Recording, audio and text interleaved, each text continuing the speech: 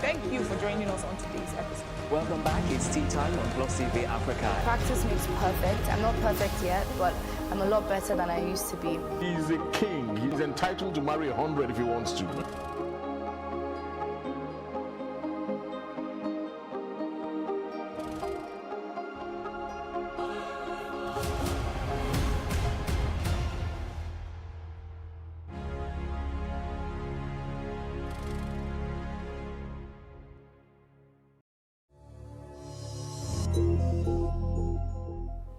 Kim Kardashian don get one kind 5th anniversary surprise from her husband Kanye West. He carry her comot on a date to Las Vegas to go watch Celine Dion perform for her Celine show for the Colosseum for inside Caesar Palace. The two get the opportunity to hang out on top of the stage, and they can later do one private meeting with the singer. The new mommy enter her Instagram page to share the few pictures and videos, and she can write a surprise meal with the date for Vegas with Celine Dion. They keeping up with Kardashian star with the spark on top of the White Castle to say full with crystal, while the singer they shine for inside the gold bespoke suit. Kim and Kanye just grew 5 years of marriage last week, Friday, 2 weeks after we said they welcome their fourth picking, Sam West. That now for entertainment. The next one now for sports.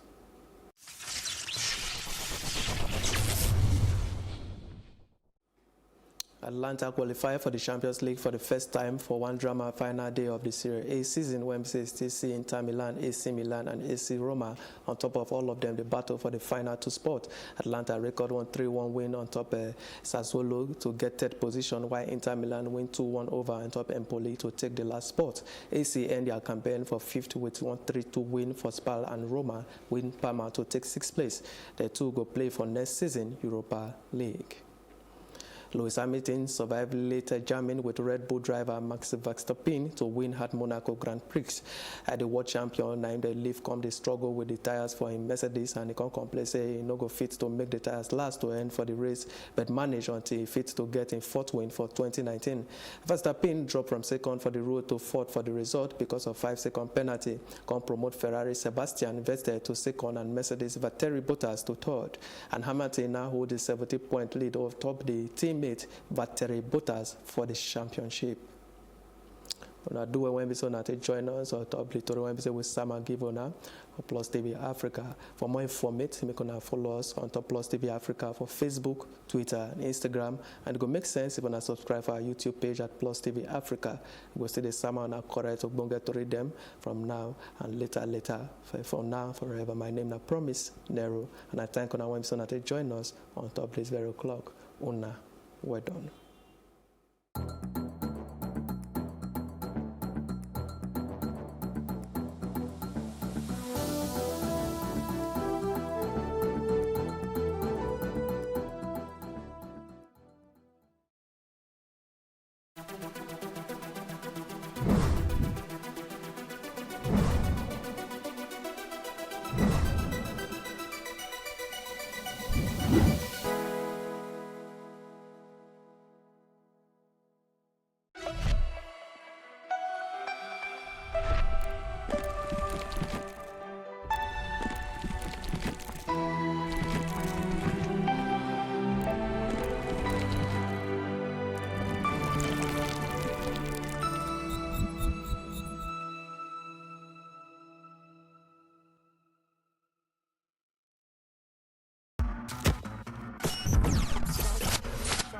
Brazilian who, with the longer blades that Oscar wasn't too impressed with, the 200 metres, but we must stress, absolutely legal. Sounds of the surf. Yeah. Yeah, that he's a hater. I don't want no bad energy. Man get views, but I rage on because you can't see my enemy. And this time they are away, and Peacock goes away strongly. She wants a man from London. She wants a fellow with felonies. That's probably my team. There's no I in it. I bring it on my team. Bouncing this all my team. Even the bouncers bouncing this all my team. Who do you wanna never know? Don't be a sheep when you can be bold. Great is a big time and you never know. Don't show up to my show. This is Got no absolutely marvelous.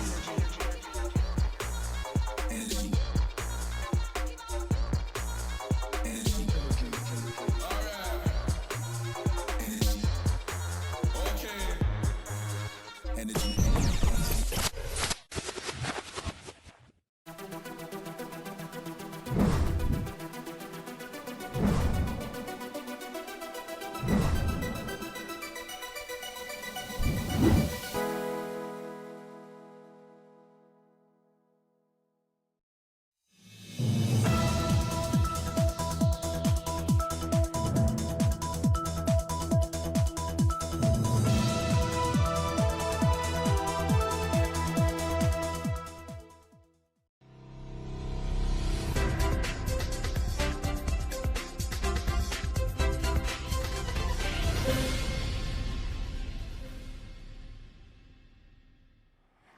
friends, it's been a while. Welcome to another episode of Ladies Talking Business.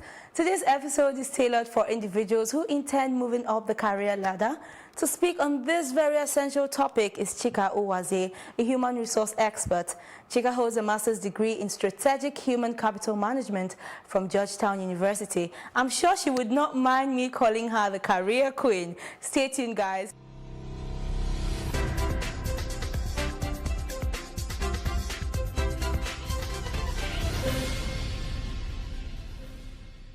Hi, Chika. Welcome to the studio. Thank you for having me. It's a pleasure. I've been waiting for you to come join me at some point. Thank you so much for taking out time. Yeah, so I know that you were accepted in virtually all, the companies that you applied to right out of college. It's not something that is very common, in our world of today. Was it because you had some kind of intellectual fecundity, or what exactly was it? What was the spark? I would say I'm a researcher. That's always been my core, is researching everything I do. And so when I find a company, what I've realized is that it's not about simply just the resume, it's about how you present yourself. So I actually recently shared on my Instagram how I got my first job. I researched where I wanted to work, the Rosa Whitaker Group. She's an amazing woman. She's done work with Bill Clinton, and she's doing a lot of work on Africa. And I was like, oh, I have to work at this type of company. And I did research on her, and I found out she's in the same women's club as I am. We're both in the same sorority. And so I found a coffee tea mug that's very, it has like specific roses that's specific to our women's club. I put the resume in there and I shipped it off to her. Like that? Yes. In the mug? Yes, in the mug. And then, of course, a week later, her team reached out to me. It's like, who is this girl who sent me this resume in a coffee mug? And I got the interview, and I actually got to interview with her personally. And then after a week, she called me back saying that she's offered me a position. So I really went out of my way to get my first job. And so it's always been like that, not as extreme, but I've always taken the time to research the company, who's the CEO, who's the key stakeholders, and just finding a way to connect with them and present myself in front of them. All right, so what exactly would you say global companies like that look out for when recruiting? Yeah, so I would say a couple of things. I think a couple of years ago, people really cared about where you went to school, and I think that somewhat plays into it. But to be honest, it's about skill set, and we get a lot of resumes because I've been a recruiter for 10 years, so we get hundreds of resumes. And we only have 10 seconds on each resume. And so 10 seconds? 10 seconds normally, yeah. You normally just quickly glance and say, okay, do they have everything? And number one, if you don't have the keywords, if you don't have specific keywords they're looking for, let's say we're looking for a developer, if you don't see full stack, PHP, .NET, these are very specific coding language to the job. A lot of people glance over that, and then they spend too much time talking about, I did this task, I did this task. They don't get really into the results. Because at the end of the day, a company is looking at, okay, I hired this person, how are they going to help my company grow? And so if you're not really showcasing that on your resume, then you're just going to be in the pile with everyone else. So it's really just about taking time to show, you should hire me because I'm the best person for the job. And it's really looking or taking a step further than most applicants. So it's basically not just about, trying to reduce the unemployment rate, but you also need to be a value-adding person in the company. Yes. Oh, true. And then I know that you also, review resumes. What is that one mistake or a lot of mistakes you think a lot of job seekers, have every time? I see lots of mistakes. Let me just say the top three I see. Okay. Number one, resumes are way too long. I get resumes all the time that are like 3, 5, 6 pages of, they're not talking about anything. They're just talking. And I'm like, what is this? What are you? There's no punchline. There's no punchline, yeah. And the truth is, I said this before, if you are not a PhD candidate or have received a PhD, your resume should never be longer than 2 pages. So that's mistake number one, too long. 2, typos. I mean, I will see different tenses on your resume. I would see dots, commas, different font sizes. I mean, I've seen it all. So just... Is there like an ideal font size or an ideal, text? I would say 10.5, 11 points is pretty good. 12 is the largest you want to go. And I would say like the basics, so Times New Roman, Calibri, Dahoma, those are very basic fonts that don't look too crazy. And then I would say the last mistake is lack of customization. And so we were talking about this earlier where people just send a resume that has nothing to do with the job description. It's like, I just want that job. That's What kind the of job job do you want? Anything. I'm fine with anything. I don't have a job right now. Just give me the job. And all the time, sometimes I follow up with a candidate. I'm like, do you actually have the skill for this job? And they're like, no, but I just think I can do it. No, I don't want to hire someone that says they can do it. I want to know you can do it. Yeah, so that's the top 3 mistakes I see. All right, so sometimes some people say, well, I got the job now. I'm only going to do what was in my, what's it called now? You're given like your job description, and then you're saying you're not going to move either above or beneath your job description. What's your take on that? I don't think. I think you're going to be stagnant. So you may not be doing anything that will get you fired. But at the same time, if you're looking for a promotion, I think everybody every year should be looking for an increase in salary. So if you now come to the boss and say, oh, I want an increase in salary, they're going to be like, what did you do? Like, what did you do to wow me or to go above and beyond? A lot of millennials, I think, are moving faster into managerial roles. But if you don't position yourself to do that, then no, you're never going to be promoted, or it's going to be hard for you to switch out to a different company. So what are those things you would say you would encourage that people do in order to, position themselves for things like that? I would just say being proactive. I think a lot of people are waiting for their manager to tell them what to do or how to do it. And I think it's about listening to what your manager is saying or needs, being in tune with the company's goals. So, for example, the company's like, we want to grow 10%. Figure out how you are part of that. Even if you're in HR, maybe you're not directly bringing in revenue, figure out, is it hiring better people? Is it training the current staff? There's so many ways that you can add value to the bottom line. So it's about aligning with your manager's needs and then aligning with the overall company needs. So what are those soft skills you would say that a lot of people lack and it affects their productivity in the workplace? What would I say? I think, I don't know how else to explain it. I think a lot of people lack just basic human interactions.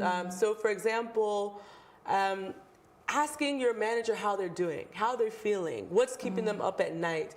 Because when one of my employees asks me those things, I'm like, wow, this person's thinking about me, they care. It goes beyond their paycheck, It's beyond just paycheck. So just add a human touch to your everyday job. I think that's important than, just the basic, I can do this, I can do that skill. Because to be honest, I know a lot of managers that are like, I don't really like that person. And they say it out loud sometimes when I'm speaking to employers. So I think just having human interaction, asking how someone's doing. If you notice they're feeling off, maybe, you don't have to probe too much, but just like, oh, I noticed you looking care different. Thing. Yeah, just seem like you care. I think it's very simple. Because some people feel like, well, I'm not paid for that. If I'm not being paid for it, then there's no need asking, right? Okay, so basically, I'm new in my job role, and then I want to move from point A to point B. How would I do that? So one thing I always do when I get into a new role is I sit down with whoever I'm working with, and I ask them, what is your idea of success? What does success look like for you in this role? And a lot of times, sometimes managers don't even know what that is. So it gives them a chance to really think about it. And they basically are giving you gold on a platter. They're telling you exactly, these are the things I think look successful. And then it sets yourself up. You can take time to research it on your own. Maybe there's a skill set they're expecting you to do you don't really know. I tell people, Google's your friend, YouTube's your friend. It will teach you all those things. And I also say, take courses. So for example, I never been, originally a social media person. I didn't formally train in it, but I've done a lot of YouTube or watched a lot of YouTube videos to learn about how to create content, how to use tools like Canva, and so now I have that skill set, right? So I think when you talk to your manager and ask them what does success look like for you, then they can give you that feedback, and then you can now take it and now create your own way of being successful in that role. All right, thank you, Chika.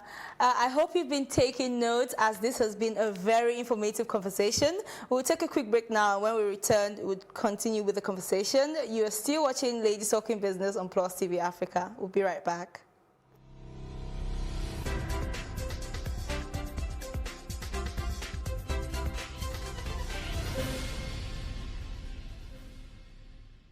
Thank you for staying with us. All right, Chika.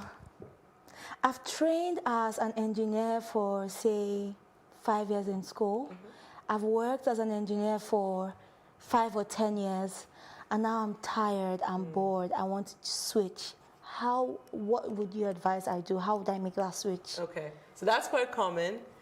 That's probably the second most requested question I get in my Instagram DMs. Really? All the time, like, and it's funny, they literally say that, like, I was doing this for so long, I'm bored, it's not challenging. So even I've done probably 3 career changes, so it's more than possible to do it.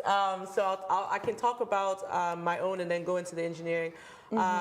So I actually study psychology, and when you study psychology, you're either supposed to go into HR or become a psychologist. Or it's kind of a mix where it's called industrial organizational psychology, which is the design of work. So those 3 choices, and I decided to go into HR. So I did HR for several years, but it's funny, I don't know if it's because my dad has always been into tech. I always had this interest in tech. So for several years, I did things for free, and that's tip number 1. So as I was working as a recruiter and different HR stuff, I actually started joining these tech communities. So there's one called Silicon Africa on Facebook. So I joined that community. I started learning, figure out who is who, what they're doing, started communicating, being very vocal about my interest in learning. I started going to tech meetups, so understanding what companies are doing, what's the newest, hottest thing in tech. So I started doing that, and then eventually 2 startup companies approached me that they needed help in running operations, and another startup needed help in marketing. So I just started doing it for free. I just did it because I wanted to learn. I just wanted to know, like, and learn. And honestly, so that probably was a 2-3 year period I was doing that, and that's actually how I landed the position of CEO of TalentBase. So I've never ran a tech company before, but because people knew me in the community and they knew that I understood HR and tech, that was why I was employable for that job. So for someone who's in engineering, I actually see a lot of engineers switch into business roles. A lot of people go back to business school, so that's, I think, a perfect way to segue into something else. If you go to business school, mostly you'll get an internship, you'll be positioned to be a consultant, you'll be positioned to become an investment banker, you'll be in position for so many other things. So I think that's super important that you do that as well. And I would also say that if you're trying to switch careers, maybe in something like tech, or in design, right? There's so many courses that you can actually take, right? There's Harvard Business School. They have an extension course that's free. MIT has a online course that's free. There's courses like Lydia and Coursera. All these are free online courses you can take, and you can just start teaching yourself the different skills you want to do to transition into that. And then I would finally say that one of the key things you need to do is start networking, right? Because at the end of the day, as a recruiter, I'm just looking for someone that has a skill. The degree is almost like, it only matters for maybe medical or, you know, very specific professions where you have to have that education background. But to be honest, you can start going to meetups, conferences, start meeting, understanding who the industry players are. And a lot of times that's how you get your job. Every job I've received after my position at TalentBase was through networking. I didn't apply formally. I didn't see it somewhere on a job board. It's just someone knew my background and hired me. And I haven't been in a role since my time at TalentBase that was really a recruiter and HR role either. So I think it's more than possible to switch careers, but you have to, like I said before, you can either get the education again, going back to school, you can start doing online courses that are free, and you need to start doing the networking. So actually meeting people that are in your industry or in companies that you want to work for in the future. So in that case, how would you be able to convince your next employer that you're fit for that role? Yeah, so I would say the other thing is you can start doing side projects, and this is kind of what I did as well. And the problem is people sometimes are doing these side projects that are learning these new skills to transition into the next career, but they're not putting it on their resume. So I think the real issue is if you're doing these side projects, create an addendum that actually says, additional work experience, and then you just start listing out all these projects you've done. I remember recently I was hiring a creative director, and actually formally she was just an accountant, but then she actually had an additional work experience where she started showing that she created the brand and direction for a skincare brand, that she's done work Personal for a fashion show. Yeah, these are personal projects that she was doing on the side. And so I was actually able to follow up with her and say, okay, you know what, even though formally she was an accountant, I can see she's actually gained experience in creative direction. So it's about taking those side projects. People are always looking for help. There are different things. Volunteer your time. It could be helping at a conference, working aside someone who's in a business. I think there's so many interesting ways you can start creating the experience you need, and make sure you put that on your resume, because the mistake people make, like I said before, is someone will send me their cover letter saying I'm an award-winning designer. I look at the resume, it has nothing to do with that. so I'm like, where did you win the award? What? Like, it's not making sense. So make sure you put that on your resume if you've done any side work, so that people can see, okay, they're transitioning, okay, they have the experience, they've gained the experience in some capacity. I know at some point someone was saying that it's also important that for every job role that you're applying for, you should sort of tailor your resume to, suit it. 100%, yes. You always... I tell people, when you're tailoring your resume, right, the employer is telling you exactly what they're looking for in the job description. If it's not being said in your resume and it's not connecting to the job description, it simply will be skipped. And especially for a big organization, all these banks, telecom, we're using what is called an applicant tracking system. So if your resume is not putting specific keywords within the resume, then the applicant tracking system is literally going to blackball you. It will not see you, it will not pick you up, it will just keep you in the delete file. So what I tell people is there's two ways you can do this. Number one, as you're looking at the requirements, take some of those words and put that in your resume, right? But don't do it if you've never done it. Don't just be, lifting words and adding. Yeah, don't do that. But if you know, for example, as a technical recruiter, it may say understanding sourcing with LinkedIn. So if I've actually done that, lift that and put it somewhere in your resume. It's quite simple. Or I tell people there's a website called jobscan.com. For every month, you get 5 resumes for free, and they literally scan your resume against the job description you're applying for, and they tell you how close your resume is to that job. So if it's 30%, obviously you have a lot of work to do. If it's now 85% or higher, then you know, okay, this is a solid resume that aligns with the job description. So that's really an easy way to do that. I also tell people, look up the company, their mission, their goals, their values. Use all those language in your summary. Your summary starts the resume, sets the tone for who you are as a person. Do not put an objective, I'm looking, I'm seeking, I'm begging. Don't put any type of thing like that on your resume, because I don't want someone begging, I don't want someone seeking. I want to know I'm competent, I'm ready, I'm the best. That's the type of language I want to see when I'm looking at resumes. So that's really the way you should tailor it, so that the applicant tracking system picks you up. And how important, I know it's important, but how seriously should people start to take the issue of personal development in terms of moving up the career ladder?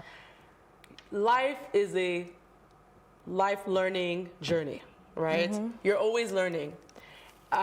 If you are not constantly trying to, I know now Sierra has made this popular, but level up. You should always be leveling up, level up, yes, level. You should always be leveling up, right? So you have to, because things are changing, right? Now, the job force is a lot of tech is involved. You're seeing machine learning, artificial intelligence, all these IoT, high-level IoT, blockchain. The world is changing. So if you are not educating yourself, putting yourself step forward, you will be left behind. It's quite simple as that. So I tell people, me personally, I'm constantly watching speakers on YouTube. Like literally, I start my day either with music or I start my day with some type of motivational talk. I listen a lot to Gary Vaynerchuk. I believe that's his name. He's really great for social media. He talks a lot about where the world is going, what you should change. If you're trying to position yourself, brand yourself. I listen to Oprah a lot. Me too. Yeah, she's amazing. So I'm constantly listening because that informs me. Okay, how do I, present myself better? How do I network better? People see me and they think I'm an extrovert. I'm actually not. I'm what do you consider an ambivert? So I'm mixture of, I can be an extrovert, but a lot of times I like my alone space, right? So I'm always learning, okay, how do I push myself out of my comfort zone? Depending on where you are in your life, it's good to get a career coach. I've had a career coach and she's given me some breakthrough. Like she really, taught me some really key life skills as I'm trying to become an executive in different roles and running my own business. So if you can afford one, they're not cheap. but if you can afford a career coach, a life coach, I think that's great. In Nigeria, there's tons of events for personal development. There's She Leads Africa for Women, Bloom, Winbiz, to name a few. Messi for the first time. Exactly, right? So there's tons of events where you can get knowledge, meet with people, learn from them. And I also say, finally, when it comes to personal development, I think a lot of times your tribe, so the people that you surround yourself with, that's where you learn a lot from. They always say the 5 people around you are the person you become, right? Exactly. So honestly, in the past few years, I've been paying attention to my tribe. I've been looking at who's around me, what type of people am I associating myself with, and honestly, having key people around me has helped me so much. It motivates me, it inspires me. So I think that's all about personal development as well.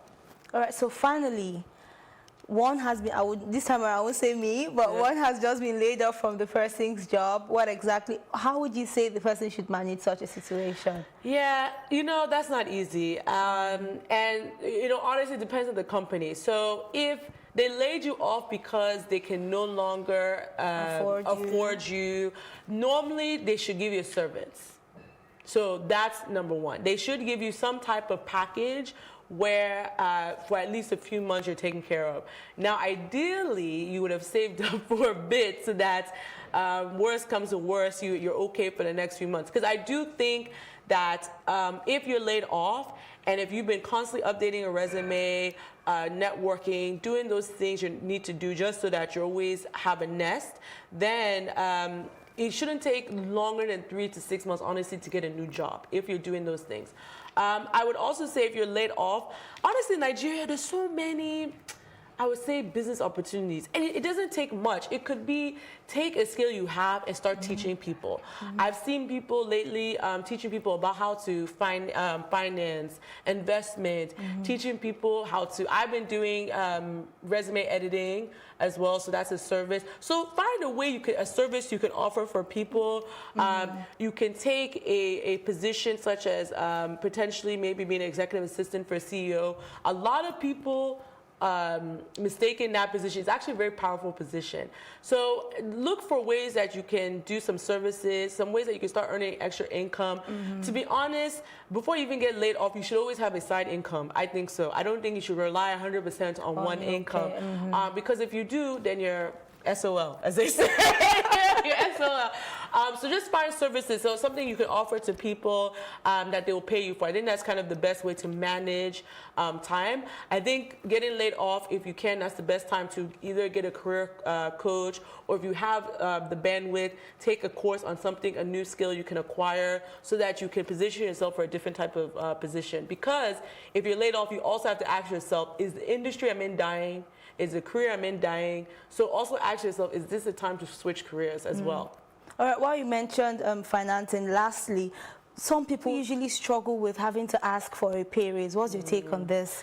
So to get a pay raise, right, you can't expect your manager to remember all the things you've done for them. Because the first thing they want to do is, we don't have the money, we don't have the budget, you know. So that's the first thing that they want to do. And it's actually, as controllers of costs, that's what they're supposed to do, technically, right? Unless it's the annual raise, then that's a different conversation. How you manage that, though, is, as I said earlier, when you ask your manager or your boss, what does success look like in this role, right?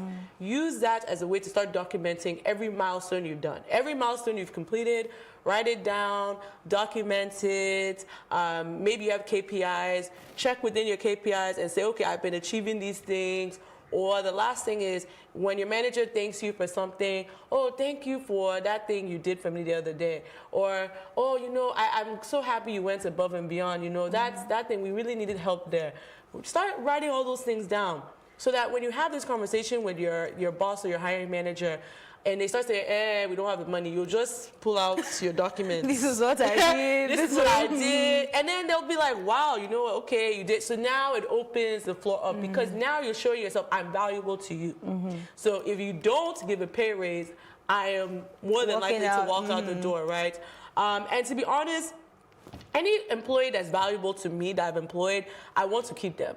So anytime my employees have come to me and say, oh, you know, I need a pay raise, or I'm dealing with this challenge, and, you know, other companies are making offers, if I really do find them valuable, I try to find a way to do that raise. So a lot of times, to be honest, if the boss is really not that inclined to give it to you, it's because you haven't shown your value, which is really important. And if you can't, if they can't remember your value, then you have to articulate it for them. You have to show them, this is the value I have. So this is why I always say go above and beyond, so that when you ask for a raise, if you're doing negotiation, then it's easy. Then for them, it's, you know, why not? Even if it's 5%, something, you know, just to show appreciation. All right, thank you so much, Chika, for joining me in the studio today. All right, thank you for watching. I remain your host, Irene Ubani. Thanks to my team, and remember, for more exciting and insightful content, do follow us on Twitter, Facebook, Instagram, and YouTube on Plus TV Africa. Bye.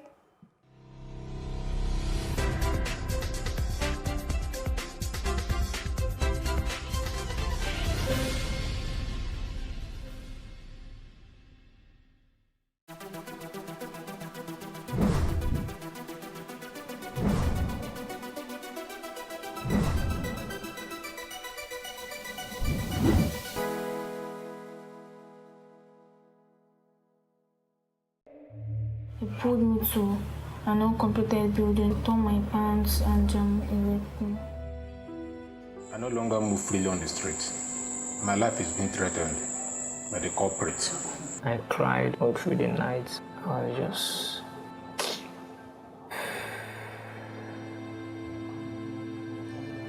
She was pushed on the floor here, and this is where the horrible crime occurred. Innocent 16-year-old girl. The way we dress sometimes attracts men to you. You are dressed the way you are dressed. Even if she was wearing whatever you call improper dressing. What about people that defile young children? Did they dress indecently? You will see a girl with a full hijab still raped. So it's not in the way she dressed, it is in the mind of the offender. We need to make it a national issue.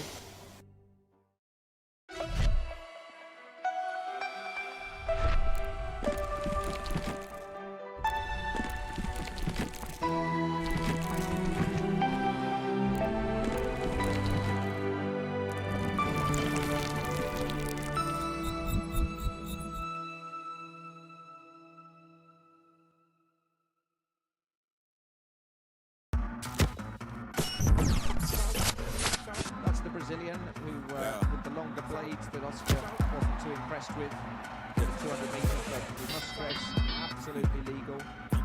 Sounds of the surf. Yeah. Loud at you, he's a hater. I don't want no bad energy. Man get used by a radar, can't see my enemy. And this time they are away, and Peacock goes away strongly. She wants a man from London. She wants a fellow with felonies. That's not me, my team. There's no I in it. I bring it on my team. That's when they saw my team. Even the bouncers bounce when they saw my team. You do the goal. Great, it's about time and you never know. Don't show up to my show. This is Got no absolutely marvelous.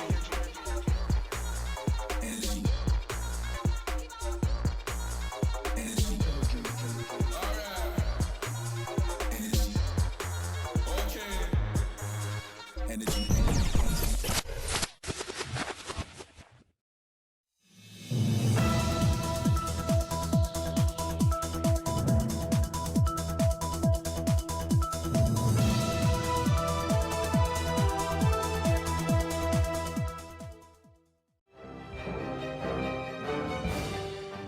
Good morning and welcome to News on the Hour on Plus TV Africa. I'm David Alabi, and here are the stories making the headlines. Now we begin the breakfast news at this hour with security matters in Nigeria, as President Muhammadu Buhari will today meet with governors of the 19 northern states in Abuja over the worsening security situation in the region. The region has been enveloped by violence arising from Boko Haram insurgency, herdsmen killing of farmers, armed banditry and kidnapping. The chairman of the Northern Governors Forum and Governor of Plateau State, Simon Lalong, disclosed that the proposed meeting of the governors and President Buhari on Sunday during a special church service was to mark the inauguration of his second tenure. He said his colleagues in the north were deeply worried by the insecurity situation and underdevelopment in the region and had decided to meet with the president before the commencement of his second tenure to articulate ways of addressing the challenges. It's still talking security. The Director of Army Public Relations, Colonel Sigiru Musa, has refuted a report insinuating that 25 soldiers were killed in Borno State. Some reports reportedly claimed 25 soldiers were killed on Saturday when the insurgents attacked a military convoy evacuating civilians on Damboa-Biu Road. Musa dismissed the report as a rumor and also fake. He affirmed he has spoken with the Special Force Commander in Damboa, and he confirmed that there was nothing of sort or any of his locations as at Friday and Saturday. And crossing over to Rivers State now, the police command has reacted to the video trending on social media, which showed an alleged attack on the students and staff of the community secondary school, Orowo Rukwo, by student cultists and unknown persons. All hell had been let loose at the school after a grenade tear gas was mistakenly detonated within its premises. The command said that 2 students had been taken into custody after complaints were laid by the principal of the school. The suspect had admitted detonating the tear gas canister, but denied knowledge that it was a chemical substance capable of causing panic and tension. Both suspects have been released on bail. And back in Lagos State, the wife of the outgoing governor of the state and chairperson of the Committee of Wives of Lagos State officials, Coastal Bolanle Ambode, has handed over to the wife of the governor-elect, Dr. Ibijoke Sanwo-Olu. At the ceremony held on Sunday in Ikeja, Mrs. Ambode urged Dr. Ibijoke Sanwo-Olu to take the committee to greater heights. She lauded the vision of the founding mothers of the committee, which was to complement the efforts of the government in critical areas that were women and children friendly. She remarked that the committee, under successive leaderships, had continued to pursue a lofty vision, and according to her, this has led to the remarkable improvements in the lives of women, girls and children in vital areas of health, empowerment as well as education. Now, in other reports, the wife of the President, Aisha Buhari, has faulted the social investment program of the federal government of Nigeria, saying the program has failed to achieve its aim in Kano and most parts of northern Nigeria. Mrs. Buhari mentioned this during an interactive session with women as part of the presidential inauguration ceremony at the State House in Abuja. The wife of the president, who specifically mentioned the conditional cash transfer component, questioned the method used in executing the program. She also faulted the amount of money spent on the purchase of mosquito nets.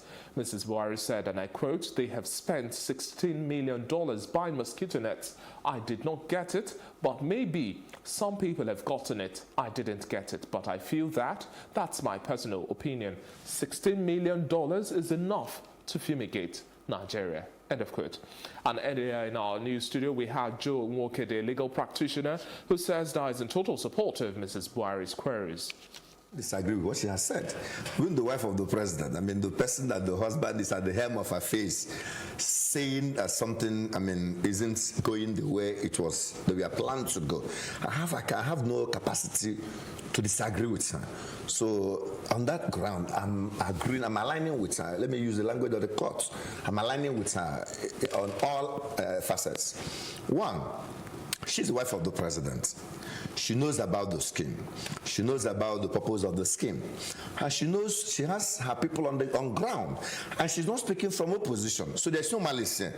There's no malice. There's no politics, not from a different political party. So there's no politics. And there's no ill feelings, because the husband is someone at the helm of affairs. So look at, you use all the parameters to look at, review her statements. You have no option than to agree with her, because she's an insider also. So for the mosquito nets, she said that she personally made a request that the one that will be for her own community, her own local government, let it be given to her so she can go and hand them over to them. But they couldn't make it available. They couldn't make it available. He said, met a barrister. He said, give me the one. He asked about the scheme. How has it fared? I remember this is the wife of the president. Yeah, now making a request for the mosquito nets. Give me the one that will go to my own community. Let me go and distribute it. He said they will get back to her. She was not given. I'm seeing that she's even helping the husband by creating awareness, because the husband is the president. He releases the money. He releases the money. He gives out all this money, but he's not the minister. He's not the chairman of the scheme. He's not the director in the board of people, I mean, handling the issue. So by raising this awareness, the husband will now ask questions. So and so person, you are the head of this scheme. Look at what my wife said. This is not working in Kano. It's not working in Adamawa State. Look at what my wife said, that this stimulus mosquito net will have given the whole Nigerian mosquito. Here are the mosquito nets and all that. So for me, she's trying to help the husband by creating awareness. So the husband will also look into the issues. So because it's from the wife, I think from someone else to have been seen as mischief.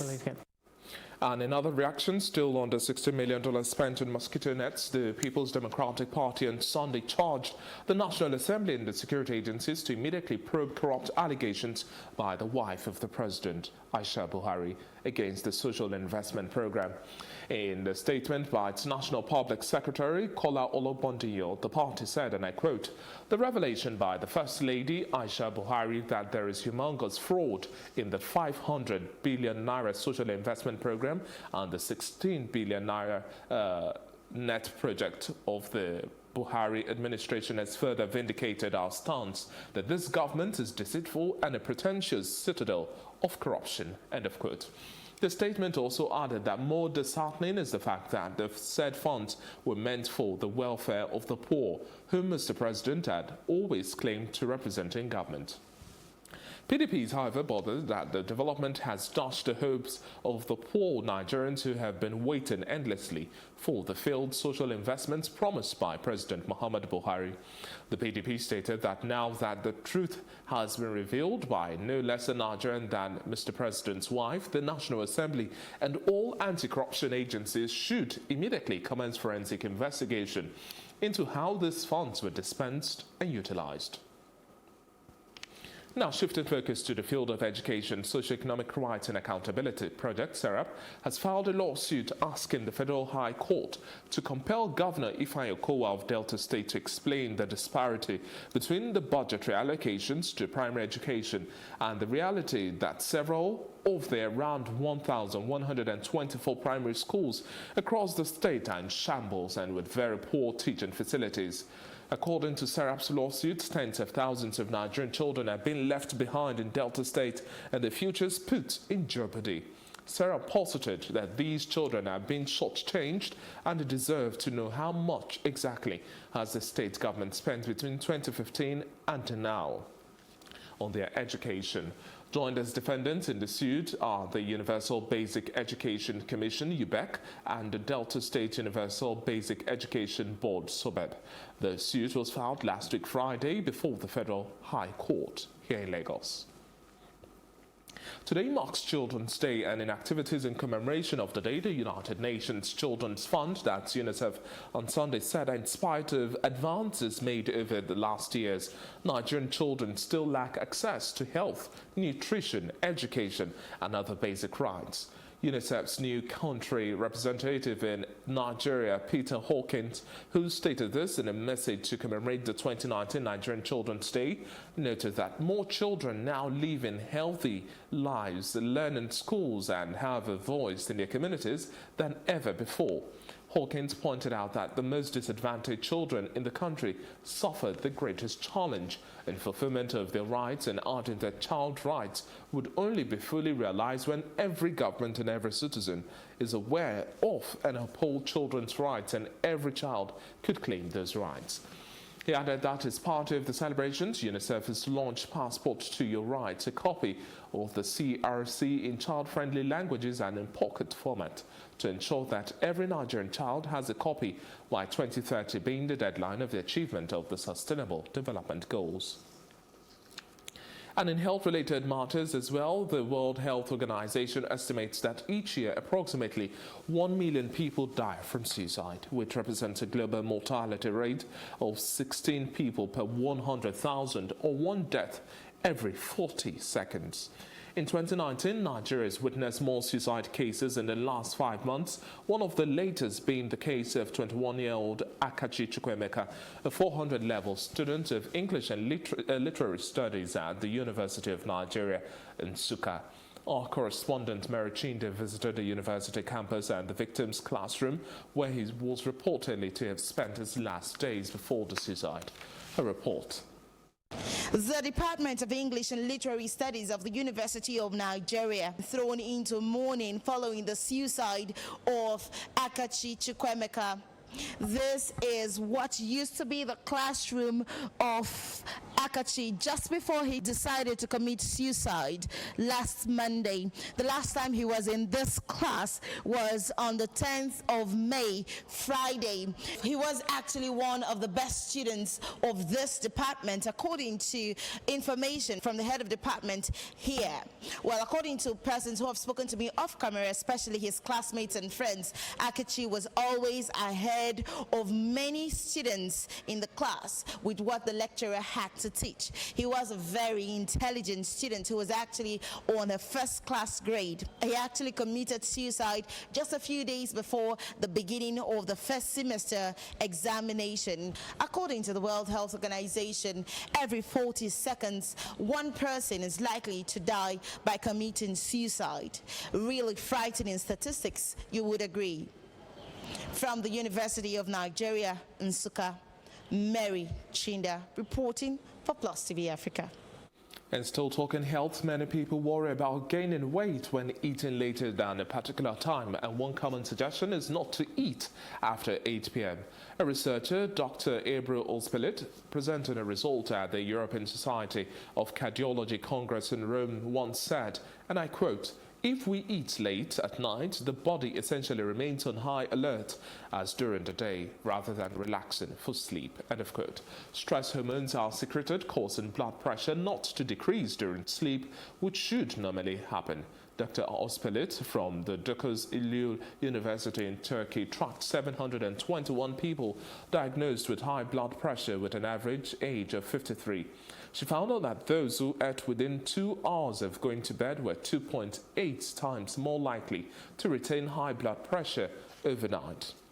Earlier in our studio, we also have Dr. Folajimi Adebowale and sharing his own thoughts on this matter as well. Now, basically, you know that they say this thing, we are what we eat, you understand, basically. And due to certain reasons, okay, let's start from our genetics, okay? Our forefathers, over the long period of years, were not people that eat late. Once it's sunset, it's time to go to bed. So most of the eating are actually done early in the morning to maybe 6 p.m. Now, some years down the line, we have civilization, and the whole thing changed. The type of food we eat has changed. The time we eat has changed. So therefore, there will be a change in the body structure. So there's a tendency, for 1 or 2 reasons, that if you eat late, you will gain weight. And when you gain weight, you're at risk of having hypertension and so many other issues. So it's actually a culture, society challenge. And especially if you live in the city of Lagos, where you may not get home till like 8 p.m., 9 p.m. and thereafter, you are bound. You really cannot help the fact that you will eat late. And, you know, sometimes we look at these things like government and policies, and it's a spiral effect. This is a domino effect when we have poor labor laws. You have poor labor laws. People are spending long hours in the office for little pay. People want to work so much, so hard for little pay. Then you see people eating late. You see this thing. What's the effect of this? No. What is the negative effect of this? So why is it that people eat so late? You've explained that. But what is the negative effect? The negative effect is that once you eat late and you gain weight, you most likely be prone to hypertension and some other diseases. People like that. Some people actually have psychological disorders that actually they'll prefer to eat at night to sort of calm their stress. You understand? Or deal with depression. Do you get my point? So it's not healthy to actually have such an habit. What's the correlation between high blood pressure and eating late at night? High blood pressure and eating late at night, it's this. First of all, when you gain weight, you will gain weight from eating late at night because most of those foods are actually stored as fat. They are not metabolized because you are not active. More so, you have stress hormones that help you to even store more, almost like cortisol.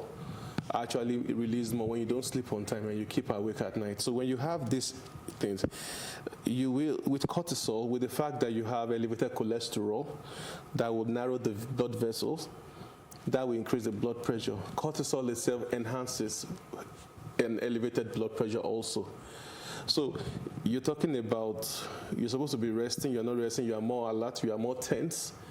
Your vessels actually been narrowed because of the adipose of tissues over it. So these and several other things, and especially the role of salt also.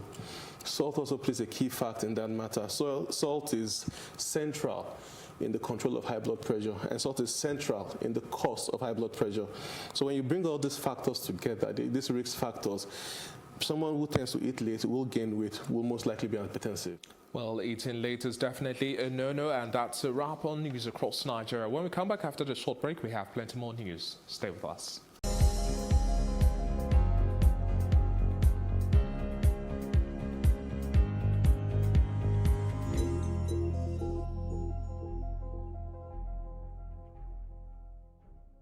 Glad to have you back, and if you're just joining us, you're watching Plus TV Africa's Breakfast News. It's time to bring you our African News package, and we have reports that at least 30 people died and hundreds were believed missing after a boat sank over the weekend in a Lake Chad, in a lake in the Democratic Republic of Congo, the Associated Press has reported.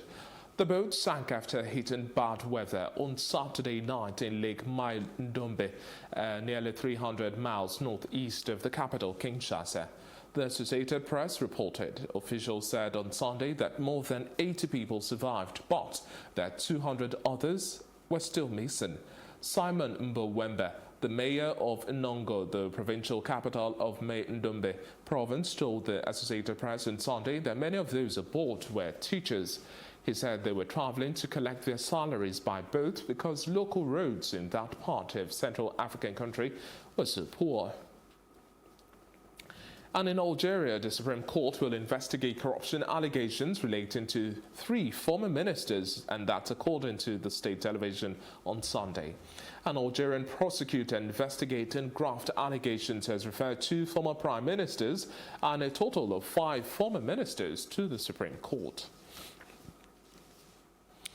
Now, newly elected South African President Cyril Ramaphosa on Saturday said he's committed to tackling serious challenges the country faced at his inauguration ceremony in Loftus Versfeld Stadium, Pretoria. He made the commitment after being sworn in as South Africa's 5th president since 1994. Ramaphosa took the oath of office before Chief Justice Magong under the watch of over 30,000 supporters, and in a speech delivered at the ceremony, Ramaphosa pledged to root out corruption and to address socio-economic problems plaguing South Africa. Ramaphosa considered that the hopes of South Africans have been betrayed in the past as leaders lost sight of their mandates. Let us declare that when we gather to celebrate the 50th year of our freedom, there shall no longer be any person in this land who is unable to meet their basic needs. In recent times, our people have watched as some of those in whom they had invested their trust have surrendered to the temptation of power and riches. They have seen some of the very institutions of our democracy eroded and resources squandered. The challenges that our country face are huge and they are real, but they are not insurmountable.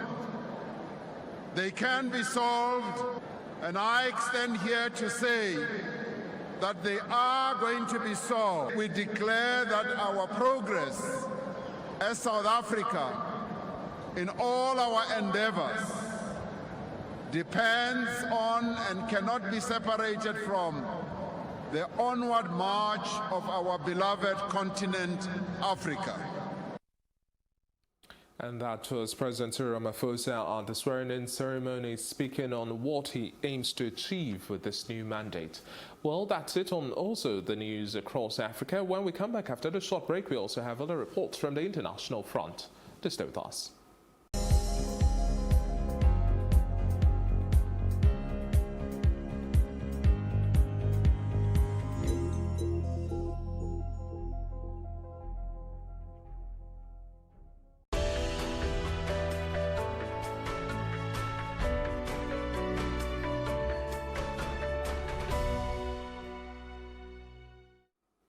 And on the foreign scene, U.S. President Donald Trump has expressed support for Prime Minister Shinzo Abe playing a role in facilitating talks with Iran after the Japanese leader reportedly offered his services as an intermediary amid mounting tensions in the Middle East. Japan, a close ally of the United States, has also maintained ties with Iran. It welcomed Foreign Minister Mohammad Javad Zarif on a visit earlier this month and has expressed support for the 2015 multinational accord restricting Iran's nuclear program that was rejected by the Trump administration. Japan's media reported last week that Shinzo Abe was considering a visit to Iran as soon as next month. Chief Cabinet Secretary Yoshihide Suga also said that the reports weren't true. Trump ratcheted up pressure by ordering punishing new economic sanctions on Iran after withdrawing America last year from a 2015 nuclear deal with Tehran's leaders. And in France, 3 Frenchmen have been sentenced to death by an Iraqi court after being found guilty of joining the Islamic State militant group IS. The men, named as Kevin Gonot, Leonard Lepez and Salim Machu by the news agency AFP, have 30 days to appeal. They were among 12 French citizens who were transferred to Iraq from Syria for trial in February this year. And away from the foreign scene, it's now time to talk some business news.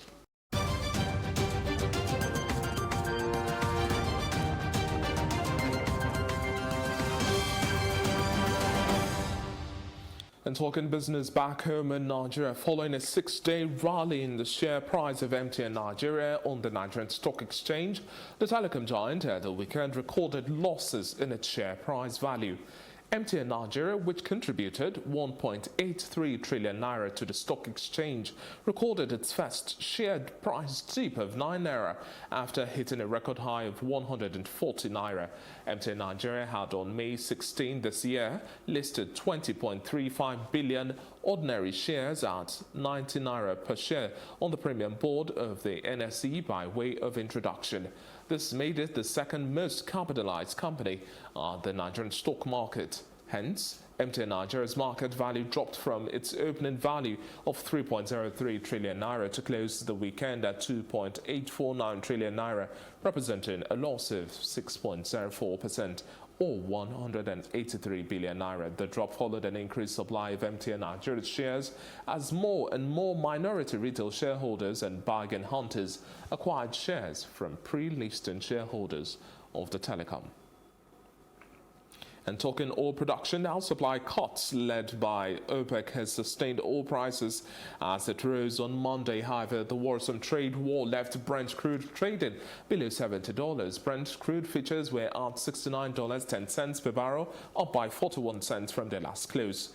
U.S. West Texas Intermediate crude futures were up by 10 cents at $58.73 per barrel. According to Reuters, Edward Bell, the commodity analyst at Emirates conglomerate NBD Bank said, and I quote, "The relative strength of the very short end of the curve likely reflects the market pricing in a known variable of lower supplies from OPEC," end of quote.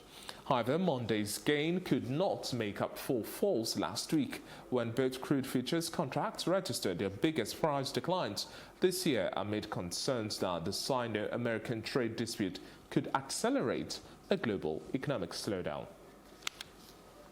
That's it in business news. Still to come, we have entertainment and sports.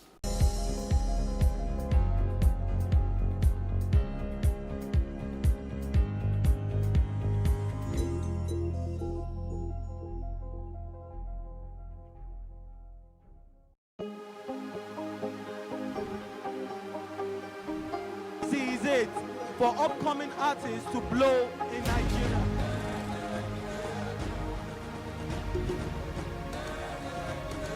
Welcome to Plus Trending.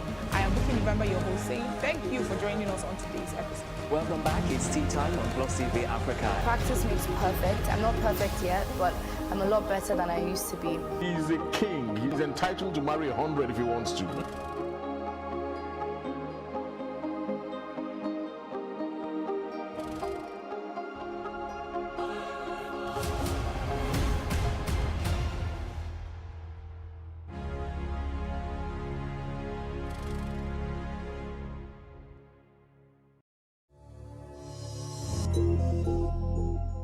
In entertainment news update now, Kim Kardashian got a belated 5th anniversary surprise from her husband Kanye West when he took her out on a date to Las Vegas to watch Celine Dion perform at a Celine show at the Colosseum at Caesars Palace. The two got to also hang out on the stage and then had a private meeting with the singer.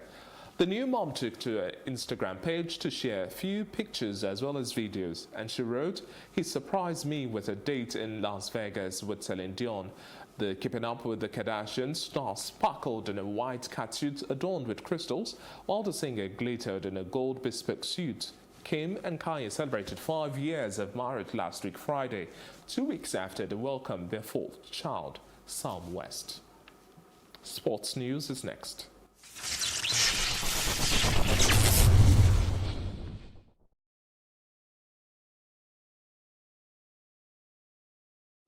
In the world of sports now, Atalanta qualified for the Champions League for the first time on the dramatic final day of the Serie A season that also saw Inter Milan, AC Milan and AS Roma all battle for the final 2 spots. Atalanta recorded a 3-1 win over Sassuolo to seal 3rd place, while Inter Milan triumphed 2-1 over Empoli to take the last spot. AC Milan ended their campaign in 5th with a 3-2 win at the Spal, and Roma defeated Parma to take the 6th place. They will both play in next season's Europa League.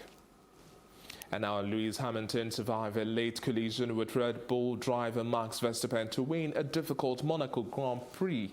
The world champion was left struggling with the tyres on his Mercedes and repeatedly complained that he was not going to be able to make the tyres last to the end of the race, but managed until he was able to get his 4th win of 2019. Verstappen dropped from the 2nd on the road to 4th in the results because of a 5-second penalty, promoting Ferrari Sebastian Vettel to 2nd and Mercedes Valtteri Bottas to 3rd, and Hamilton now holds a 17-point lead over his teammate Valtteri Bottas in the championship. And that's our news roundup of events at this hour from our Lagos studio. For more news, update and broadcast, please follow us at Plus TV Africa. That's on Facebook, Twitter and Instagram. And also, please remember to follow us at Plus TV Africa. That's on YouTube to watch us live. Many thanks for watching. I'm David Alabi. Good morning. He pulled me to an uncompleted building, tore my pants and raped me. I no longer move freely on the street. My life is being threatened by the culprit. I cried all through the night. I was just...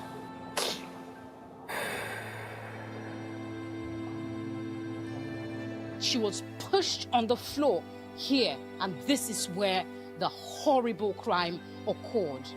Innocent 16-year-old girl. The way we dress sometimes attracts men to you. You are dressed the way you are dressed. Even if she was wearing whatever you call improper dressing. What about people that defile young children?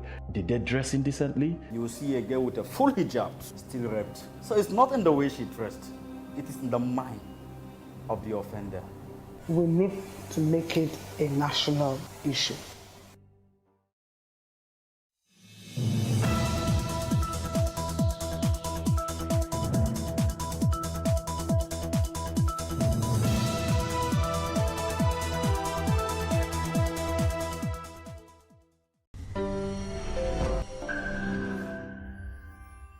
Thank you for joining us for another interesting conversation on One on One. My name is Felicity Ezewike. Today on the program, our guest is a retired Nigerian police officer who served as the 18th Inspector General of the Nigerian Police, IGP Solomon Arase. He was appointed IGP in 2015 by then-President Goodluck Jonathan. Before his appointment, Arase was head of the Criminal Intelligence and Investigation Bureau of the Nigerian Police Force. He holds a political science degree from the Ahmadu Bello University, a bachelor's degree in law from the University of Benin, and a master's from the University of Lagos State. The retired IGP is a fellow of the Nigerian Defense Academy and had served in Namibia during the United Nations peacekeeping operation. I want to thank you, sir, for joining us on the program. Thank you very much. It's been a while since you retired. How has the experience been for you? Wonderful. I have my life back. I go to where I want to go to, sleep when I want to sleep. That must be really refreshing. I just do all the things I think I have missed in the past 35 years, you know, when I was in service. Yeah, so but it's been a wonderful time. But haven't you been bored of being so active and then suddenly... No, I've had talking engagements within and outside the country. And they are so regular that sometimes I just ask myself if I will not start cutting down, you know, with time. I've never had any dull moments. That has been the truth. Okay. Happy to know that. I want us to get this conversation off, this particular question off before we proceed. Yeah. After your retirement, there were media reports that some exotic cars were allegedly found in your possession. You want to speak to that, please? Do police buy exotic cars? The type of operational vehicles that the police buy, you know, that we usually purchase are usually pickup vehicles. But I am entitled to, you know, some exotic cars, you know, as my position as an Inspector General of Police. Every Inspector General of Police, you retire with the BMW, you know, 7 Series that you retired with, and 3 other cars. And those were the cars that I went away with. And actually, I left the country nearly 3 weeks when I left office. So I was still in the official quarters. So whatever vehicles that were there, they were not supposed to be, you know, to my knowledge. They are usually transport officers attached to the Inspector General's of Police office. I think it was just a calculated design by the IG who came and took over from me because of my principal stand in telling him that, in accusing him and giving him queries for unprofessional and unethical conduct while I was under the IG. And he vowed that he was going to carry a campaign of calumny against me. So there was no such thing of, you know, having to go with exotic vehicles. That issue has been cleared. Was there a statement from the Nigerian police to say it was a misunderstanding? He said this repeatedly and sent people to me to apologize, you know, of what he had done. But you see, the idea is that when you find somebody who does not have the same intellectual and professional competence, you know, like you, trying to step into, you know, the space you have left, you will always expect things like that. So to me, I felt hot when it happened, because after putting in 35 years of, you know, service into the Nigerian police force, I felt that I was going to retire, you know, quietly into my other things that I have set out for myself. So it's I was really hot, but I met with the president and some government officials who said, you know, they thought that what his conduct was very, very unprofessional. All right, let's. I just had to address that because it's always like each time the conversation comes up, there's maybe you didn't react or nothing was I did. done. I reacted. I reacted. There were newspaper publications, me denying it, saying that he did not even read his handing over notes. If he had read his handing over notes at the time he was making those statements, he would have known that some of the cars he was talking about were sent to the garage to be repaired for his own use before he settled in. Okay, let's talk about other issues now. There's been speculations in the media that you are choosing to stay out of public glare and that you don't want to capitalize on, your antecedents, professional antecedents to, get some sort of political relevance in the country. Would you want to speak on that? Well, you see, we all have our own political, sympathies here or there, but I decided to stay off because when politics are not issue-based, I don't see myself getting myself involved in that. But that does not mean that I don't have sympathies, because I'm a Nigerian. I'm entitled to political platforms, but I'm not a loud person, and I'm not contesting for any office as at now. So I decided to just stay quietly, though I still have my sympathies for, the type of politics for the sake of my children, which I want to, this country to emplace one day. Are you thinking of politics, vying for maybe a political office sometime in the near future? No, not really, but I can always support people who I think, our views. Will make some difference. Yes, will make some difference in the country. Yeah. Okay. You're retired. You're supposed to be resting after all the, stressful professional life. But you seem to have taken the bull by the horn, so to speak, to establish a law firm. Yeah. I think the name is Solomon Arase and Associates. Yes. What inspired you to do that? Well, I read law to the doctorate level, and I just felt that I should be able to create a platform for young people who are coming as a sort of mentoring, office. And along the line in my career, when I was a deputy commissioner of police, I had set up a foundation, an education foundation, for my late mother who was an educationist. So as we speak, I have been able to take about 32 students through university. About 15 of them are lawyers. Some are medical doctors. So I said, okay, I can always leave my office for them to always, self-actualize, So that was one of the reasons why I set it up. Not that I have time to go to court or practice, but I just felt that I needed a place, that could act as a monitoring, as a mentoring ground for people who are coming, behind me. So that was one of the reasons why I set it up. Some will say, well done, sir. Thank you. Okay, national issues. You are a security expert. That's the word we should be using at this moment. When you see the security situation in this country, how do you feel? Do you think that the fight against insurgency is achieving its purpose? Well, that is a difficult one because insurgency in the northeast, where it is geolocated, is an asymmetric warfare. It's not a conventional warfare.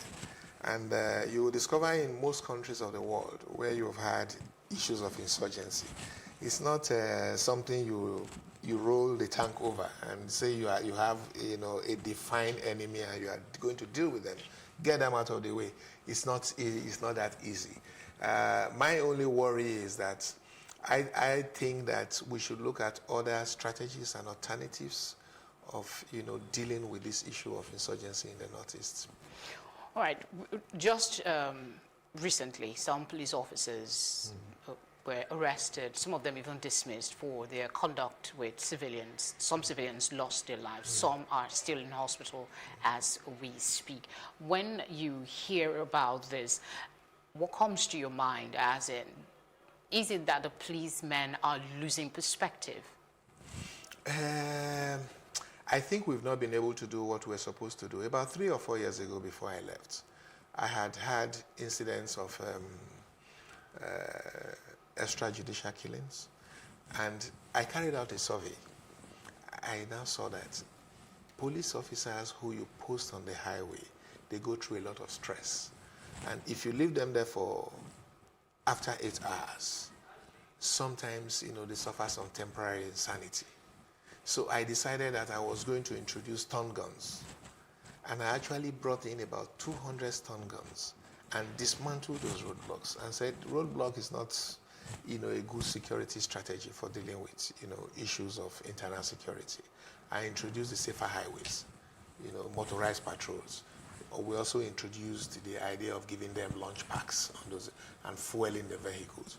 You see, when you remove those things that are likely to cause friction between members of the public and the police force, then you now have the moral attitude to go against them whenever they err. But there was no sustainability of those policies that we came up with.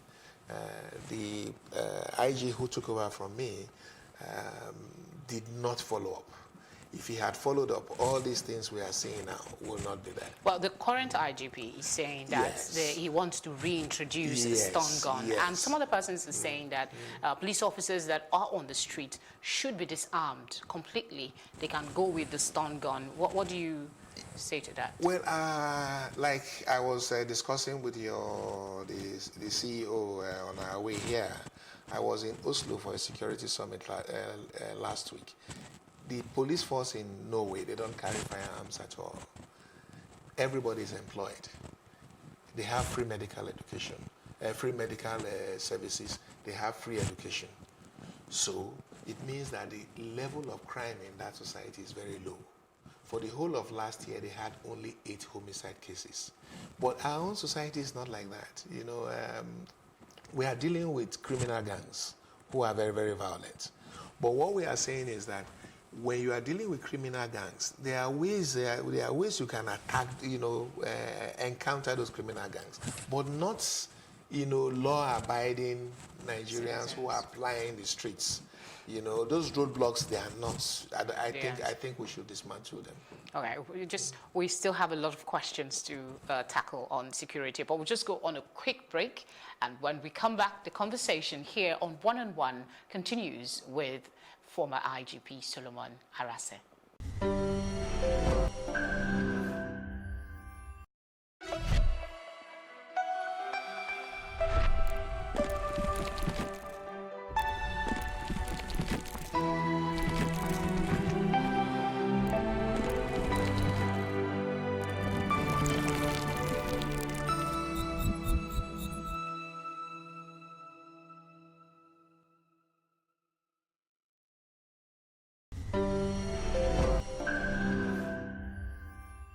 You're watching One-on-One on Plus TV Africa. I still have with me Solomon Arase. Thank you for staying, sir. Thank you. All right, before we went on that break, we were talking security and the police attitude and all of that. You talked about stun guns in your time, procuring some of this. What happened to them? Can you tell us? The 200 we procured was supposed to, be sent to the training institutions so that every policeman, when they go for their training program, either development courses or whatever, they now introduce them to, the use of those stun guns. But they kept them. They didn't implement that, and that is what the new IG has now thought necessary. That they should start teaching them the use of the stun gun. Will the budgets cover for that? Well, it's not something that is going to be incremental. I bought 200. If it will be 3 years down the line since I retired.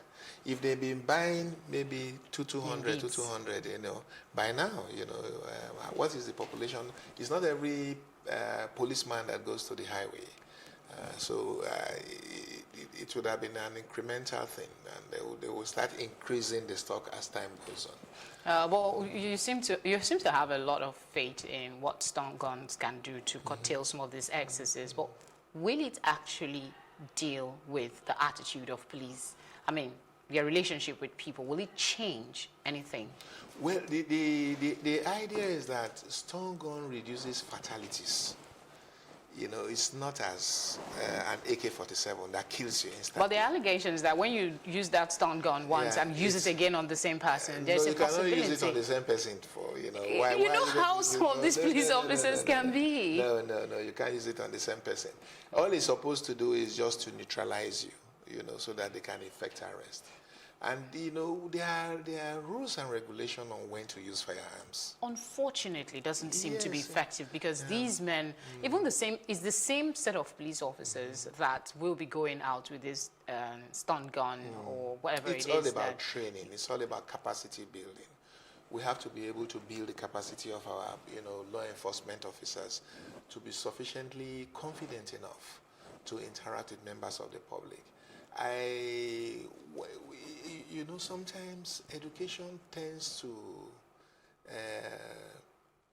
you know, paper off those rough edges that you have. The more educated you are, the more accommodating you are. You don't easily see people annoying you, you know, telling you things that are likely to upset you. Wow. You know, you could, you know, in response, you know, maybe convert it to a joke. I remember a British Prime Minister who went for a rally. They were using, you know, tomatoes that were bad, and to picture him. And he looked at them and said, "Oh, you guys are lucky. You even have potatoes and tomatoes and rotten eggs to throw at me. If it's the other political party, you know, that comes to power, you will not have access to some." You see, you can always convert something that is negative to positive. And it's all about education. It's all about character.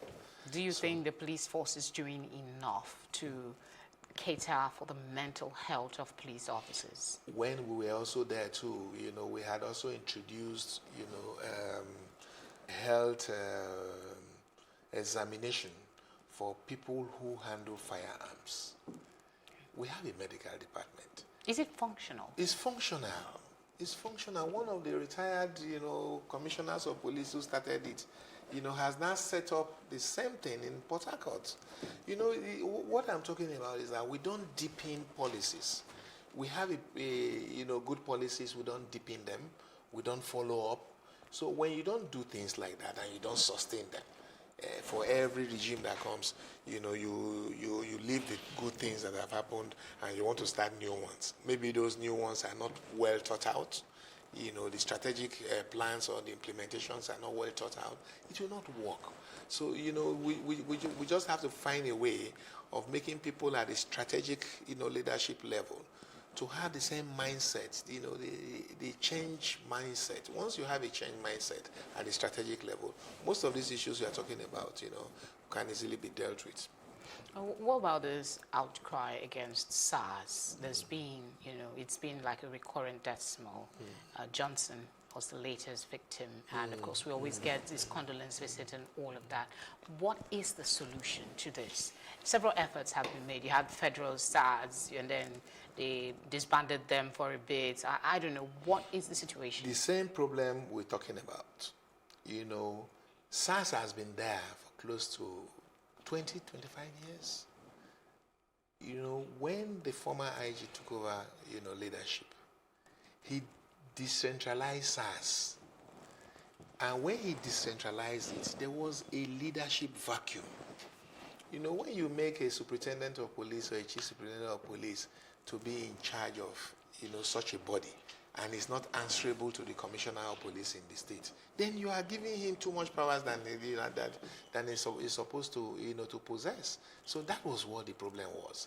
The command and control and the standard operating procedure was distorted. Now this new IG has come back to put it back into place, to say, okay, no, you know, all the SARS people, you are going to be under the commissioner of police. I will hold you people accountable for whatever, you know, misconduct that happens in your state. That way, you know, the command, the control of the men will be there. Should this be left for, you know, when one IGP comes in and then you make the policy? Can't it be entrenched in the law? It's supposed to be entrenched. You know, they are there. It is, you know, it's about management style.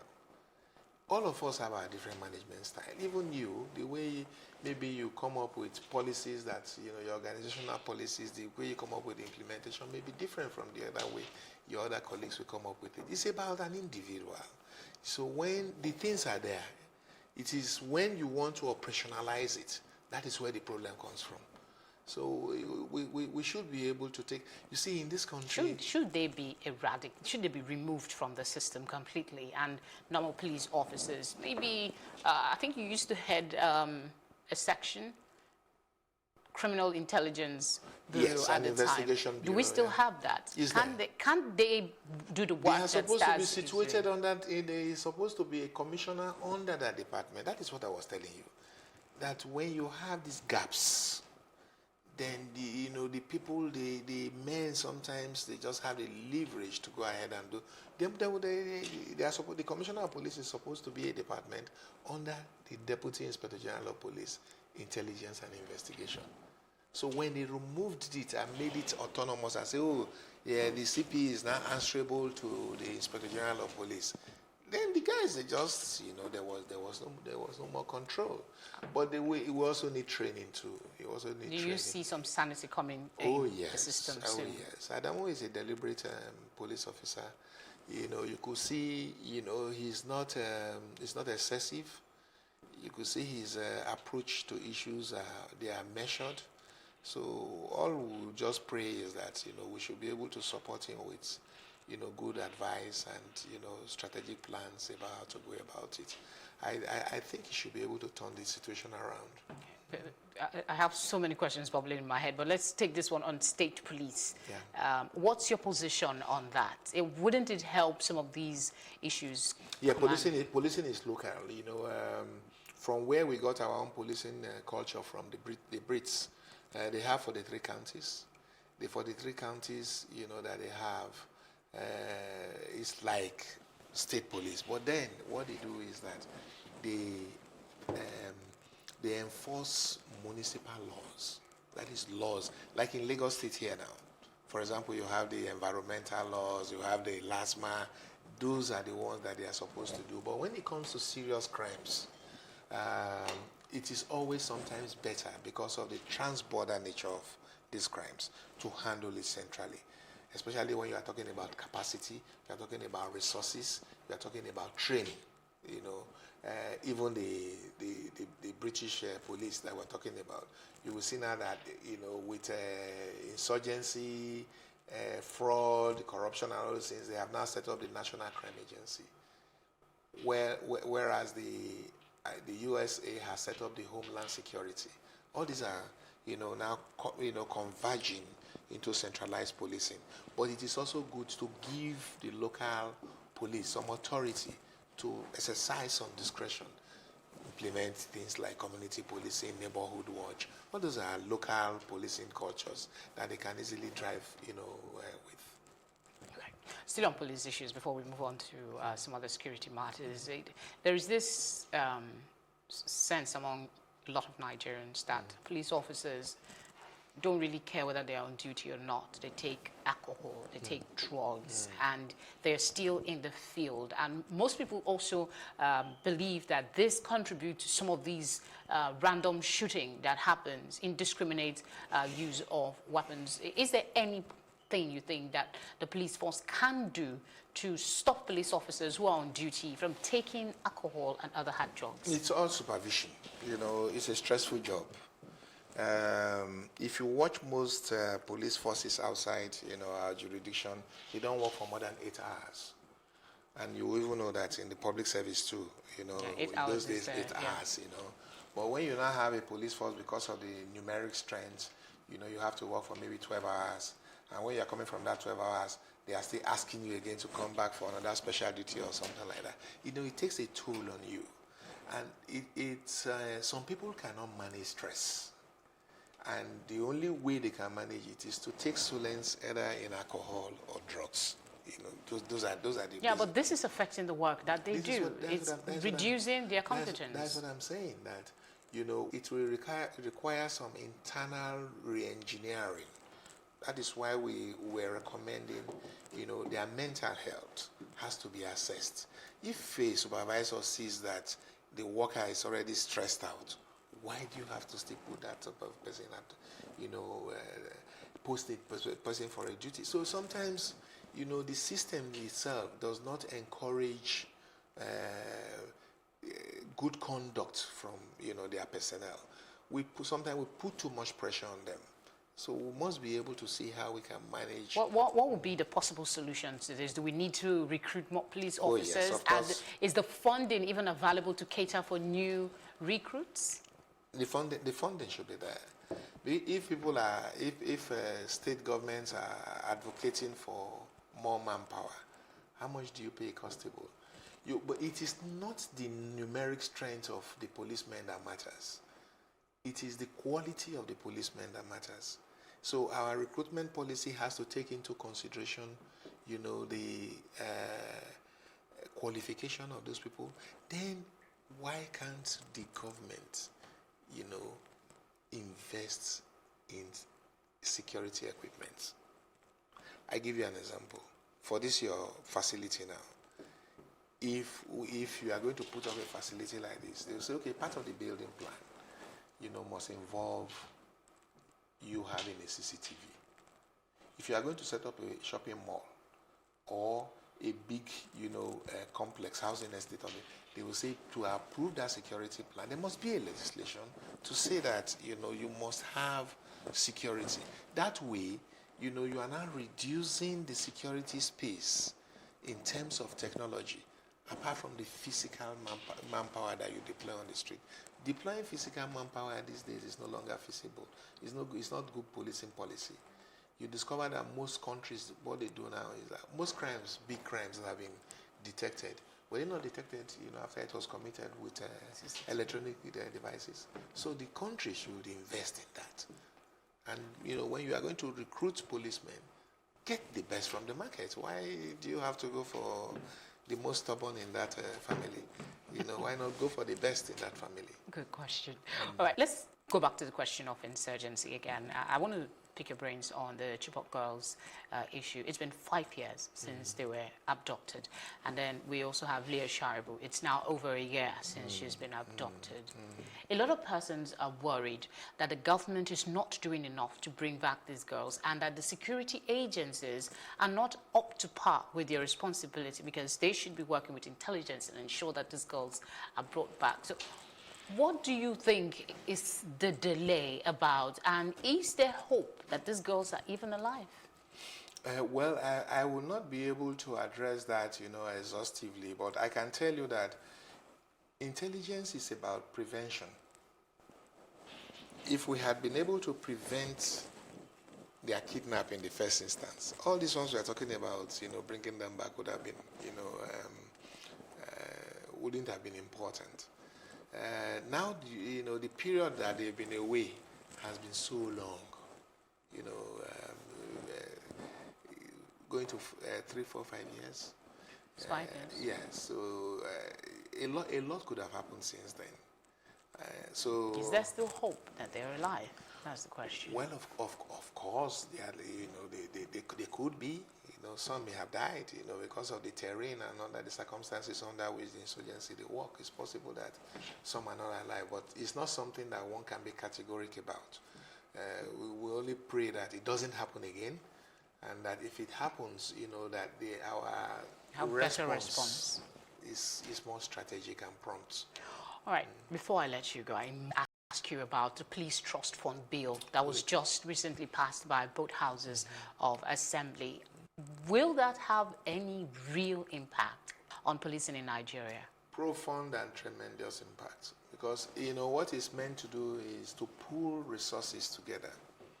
In all the countries of the world, in the United Kingdom, for every phone call that you make, for every card that you buy, maybe £5, £10, £20, a pound or two is set aside for security.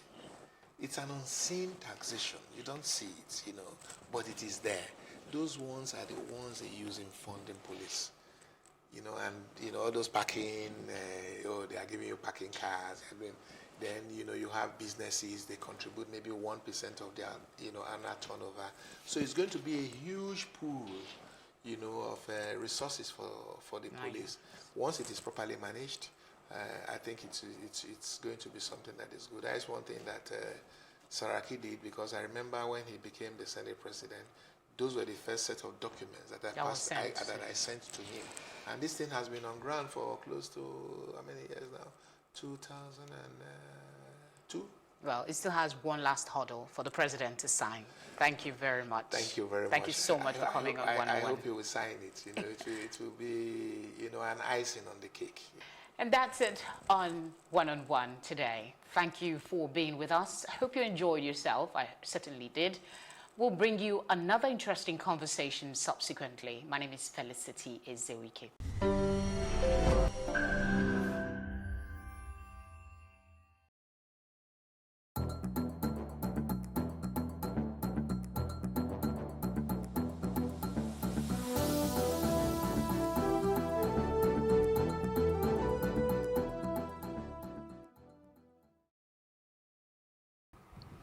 My country people, you do well say you join us inside News on the Hour for Plus TV Africa.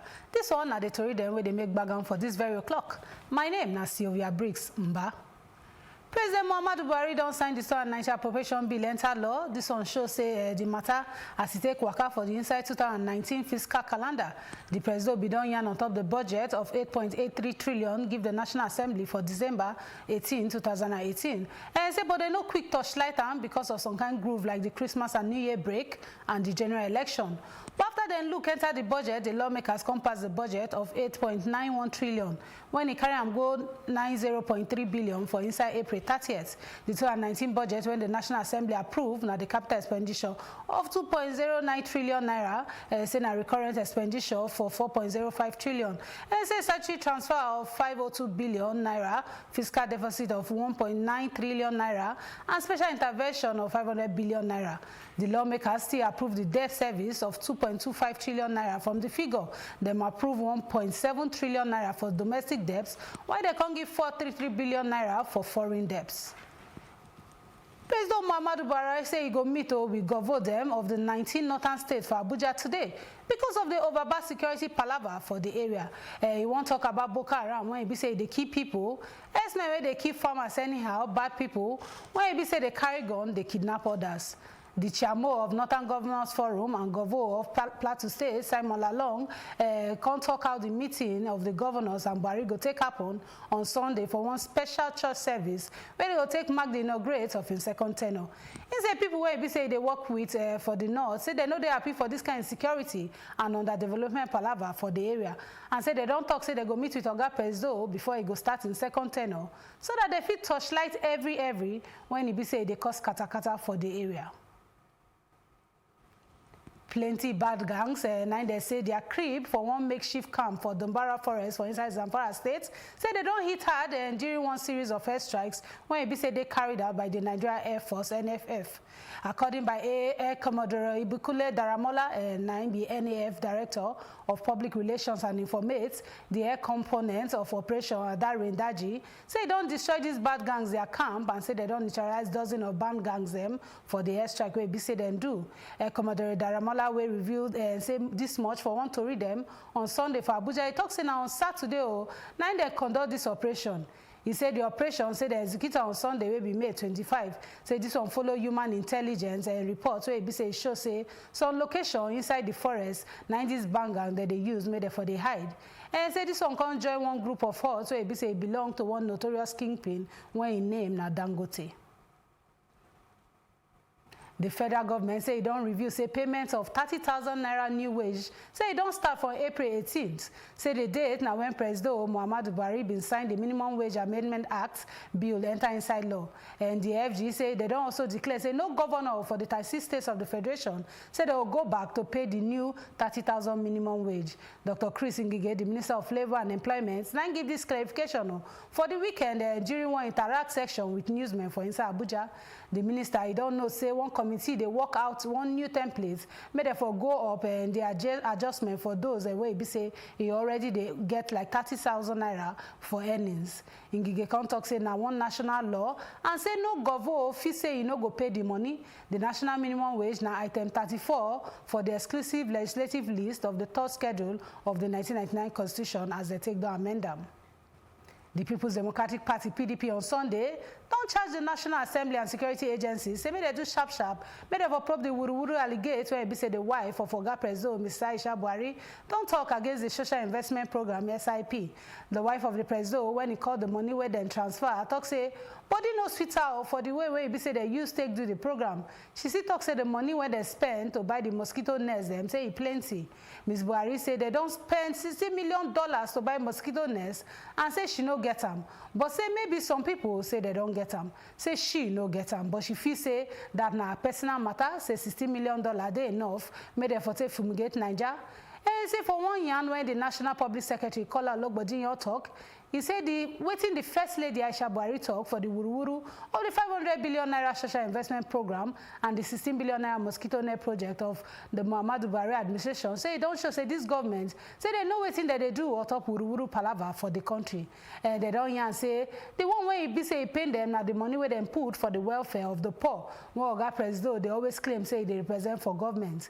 PDP they vex say this palava say don't come out the hope of the poor Nigerian when it be say they don't wait for this failed social investment when President Buhari promised them.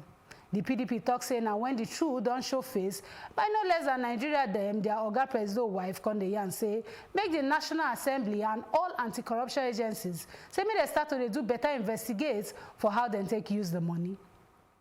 The Zamfara State Governor, Abdulaziz Yari, he don't talk say all Progressive Congress APC say they don't lose the battle for the states because of waiting they call God will. This is one story by the Governor media advisor Ibrahim Dosari Yari come talk say him and the party don't accept the verdict of the Supreme Court.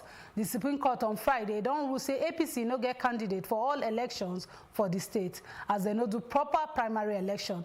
The Apex Court don't direct the Electoral Commission INEC to issue certificate of return, give candidates where come second for the poll. Candidate of the opposition People's Democratic Party PDP named them benefit from the ruling. The People's Democratic Party, PDP, for Kogi State, they don't want against release of the balance of 30 billion naira bailout to the state government under the leadership of Governor Yahaya Bello. The party, they claim, say, them gather say Governor Bello and the Commissioner of Finance, say they don't arrange effort them where well, but therefore take lobby the federal government to secure the release of the balance of the bailout. The PDP inside one story where they release on Sunday, where they signed by the State Publicity Secretary, Bode Ogumola, don't talk, say them get need, but therefore Torchlight enter the utilization of the past funds where it be said they release so far to the government them. The party also knows say the state say they indebted and they owe worker salary for up to 38 months after they don't take plenty loans from banks without any development to show for them. The PDP don't ask the CBN may they pay Kogi workers directly. Cause states any attempt to release the balance of bailout to Governor Bello say government to giving them pay off. The United Nations Children Fund, UNICEF on Sunday, with all the work them way be say they do for the last years, say Niger pickings them still no get access to health, nutrition, education, and other basic rights. UNICEF new country representative for Niger, Peter Hawkins, when they talk this one for one message to torchlight the 2019 Nigeria Children's Day, it does say plenty pickings them, don't they live healthy lives them for inside the country. Say learn for schools and get voice for their communities than ever before. Hawkins talks say now the pickings when we say they no get mouth for the country, they suffer the greatest challenge made them for to fulfill their rights. And in Constitution say the child rights say it go make sense when every government and every citizen know their children's rights and all pickings them fit claim those rights them.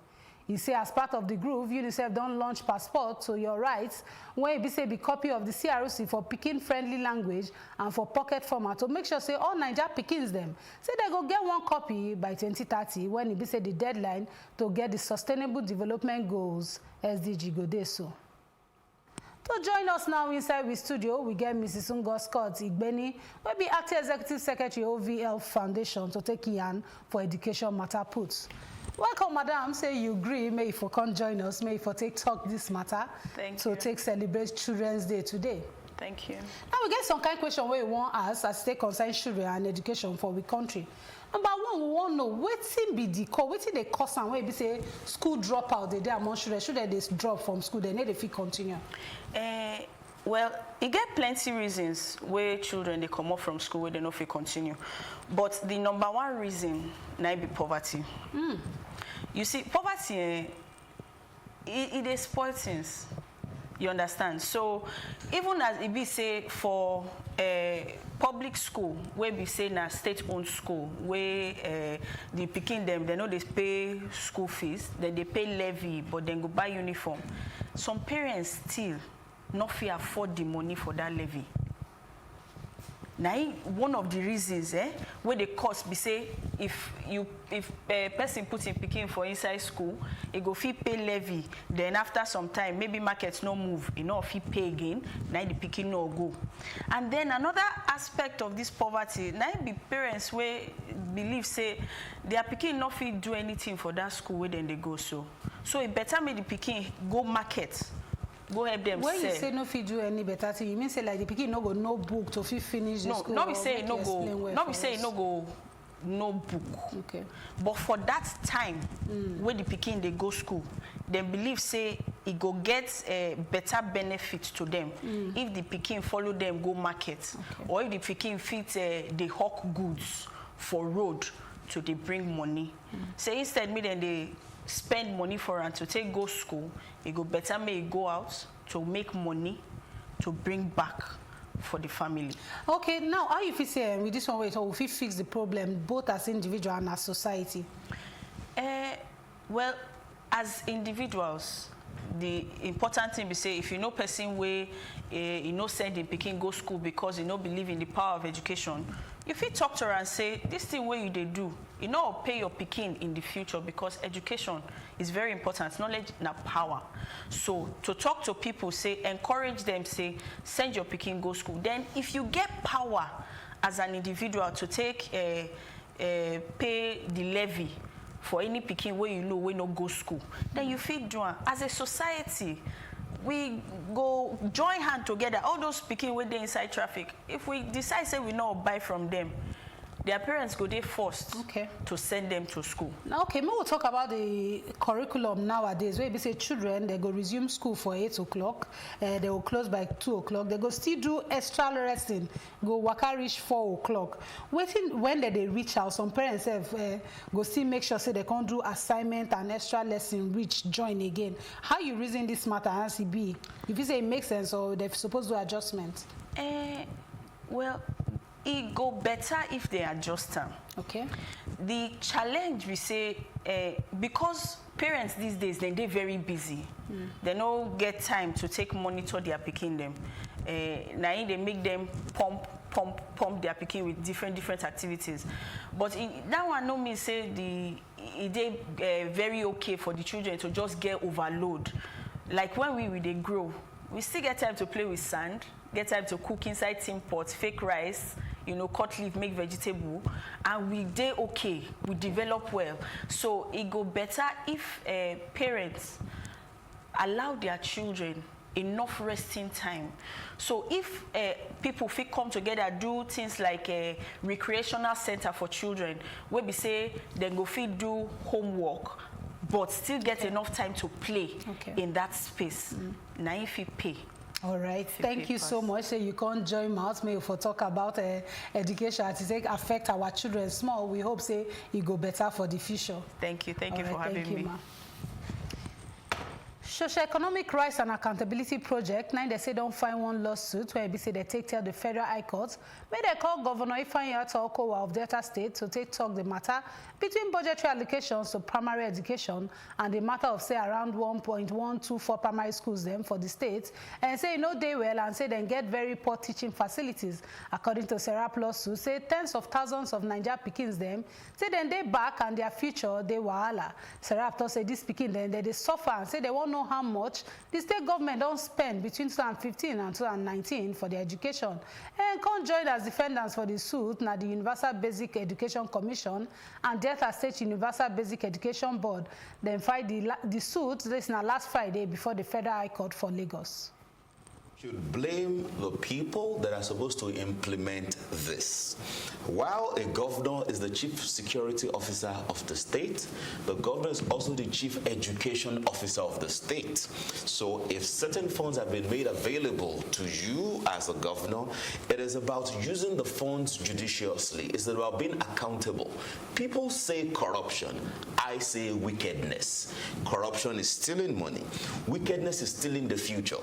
Because what this conversation is about stealing the future of the youngsters. We're saying Happy Children's Day. Children should actually get on the streets today and protests because we're robbing them of their future today.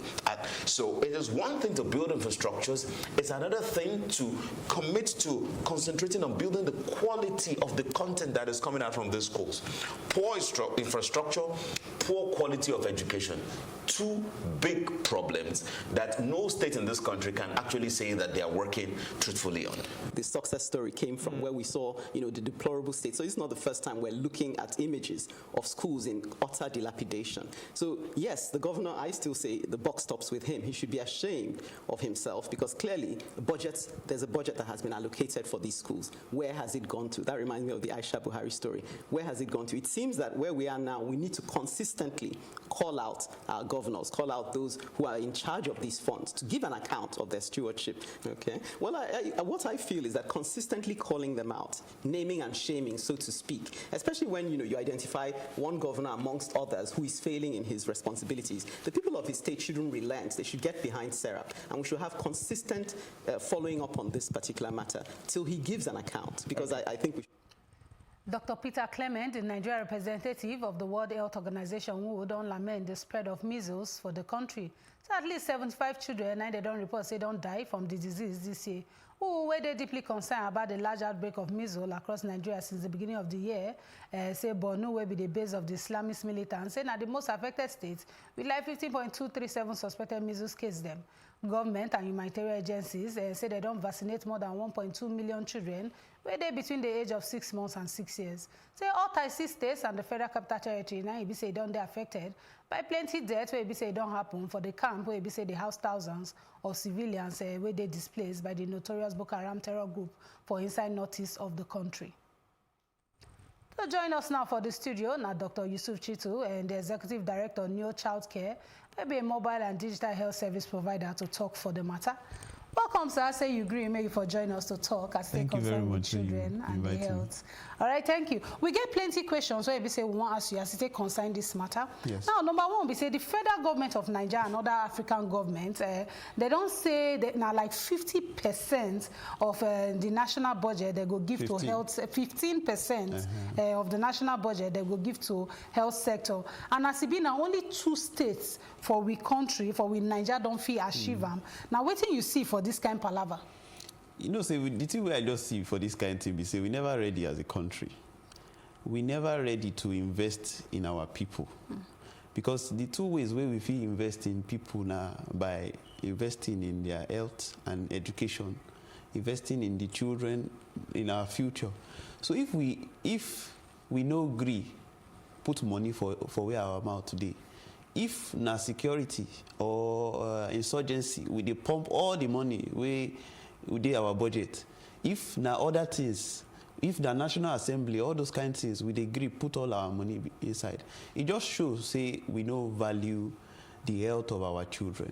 And this thing it be something where they pay me personally, because this thing where they don't agree now since 2001. For Abuja Declaration, and now we call the meeting with all African leaders. So it's very, very important.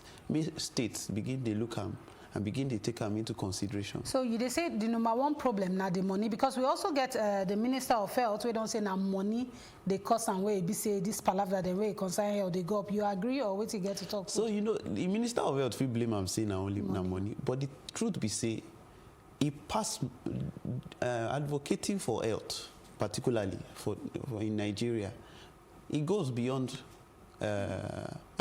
just money alone. So waiting else way if you say because WHO, all these grants organizations, they pump money every now and then, but we know they see the impact of this money, and that's because a lot of things still the way we supposed to take into cognizance of, particularly with regards to our health systems. Okay. How our hospitals dey, shey facilities dey, shey the health workers dey, we go attend to these people, shey they trained properly so that they go give the best care to our children. Okay. Those are the issues where we suppose even look at alongside, say, the money. We need to increase how much we put for inside the health. Okay, so we get, like if you check now, pneumonia, diarrhea, malaria, meningitis, plus measles, where you say if you check, even from beginning of the year, reach now, the kind amount of people you don't kill. Yes. Now, you don't kill like 4.6 million pickings for year 2000, if you check that one. Yes. And we can't push half of that number for inside 2015. Till now,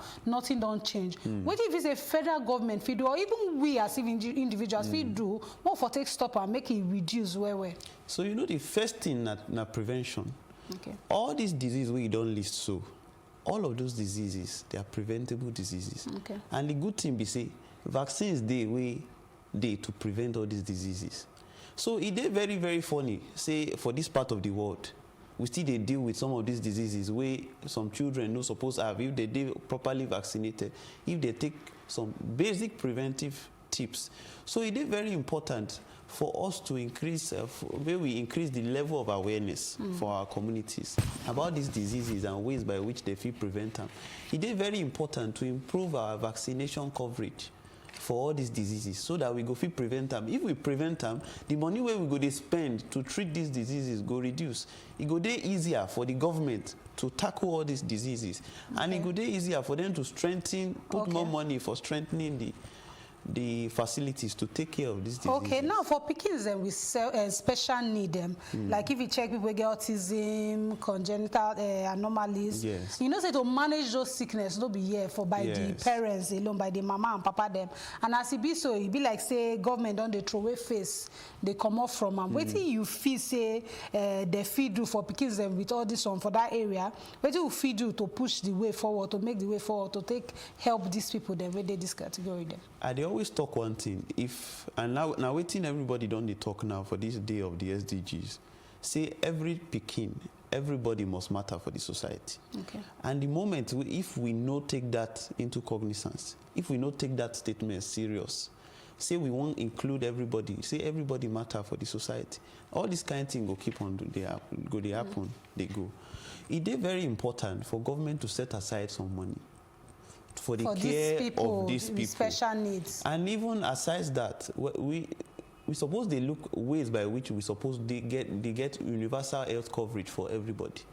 If we get health insurance in place, some money out of that could they set aside to cater to these children we get conditions like this. Okay. Facilities suppose make them easy for them to be included into the society. So those things, now the thing we go reduce the burden on the parents.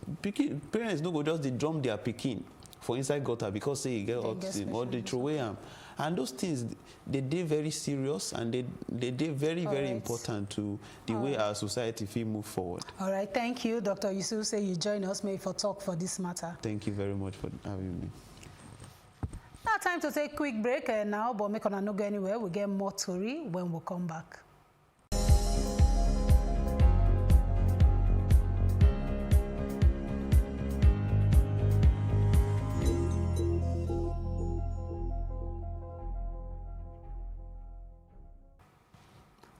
People now they say don't die on Sunday for one Catholic church for northern Burkina Faso. That now for the latest series of attacks on top Christian targets for the region.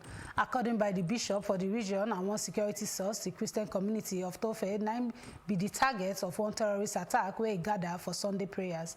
And say the attack say don't leave 4 people faithfuls them say they don't die. The bishop of Onyegoya, Justin Kentega, and I don't talk inside one story. One local resident where then contact by phone by AFP, contact say the attack, say they don't cause panic for the village, and many people where they live there say that they find cover for their homes or for inside bush. Say last week, 9 gunmen been killed 4 Catholics for the religious procession. Say the day after 1 priest and 5 parishioners say they killed them for mass. Say now like 30 people, 9 die and 100 them, 9 they believe say they miss after one boat sink for weekend for one lake for the Democratic Republic of Congo. The Associated Press can report say the boat sink after it hit bad weather on Saturday night for the Lake Mai-Ndombe, say that now near 300 miles northeast of the capital, Kinshasa, where it be say they associated with press reports. Officials can talk on Sunday say now more than 80 people 9 survive, but say 200 others 9 still they miss. Simon Mbo-Wemba, the mayor of Enugu, will be the provincial capital of Mai-Ndombe province, don't tell the Associated Press on Sunday say plenty of this inside people where they not teachers. He said they travel, may they go collect their salary by boat because local roads for that part of the Central African country say they poor well. The news continue after the shikini break, no go anywhere.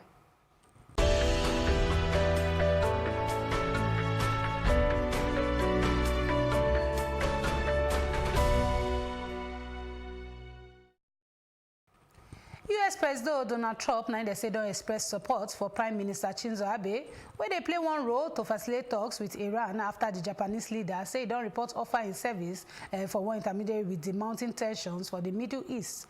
Japan, where it be close ally of the US, they say they don't also maintain ties with Iran. They come welcome Foreign Minister Mohammad Jafar Zarif after when it say they withdraw America last year from a 2015 nuclear deal with Tehran leaders. Up next, now our business news, no go anywhere.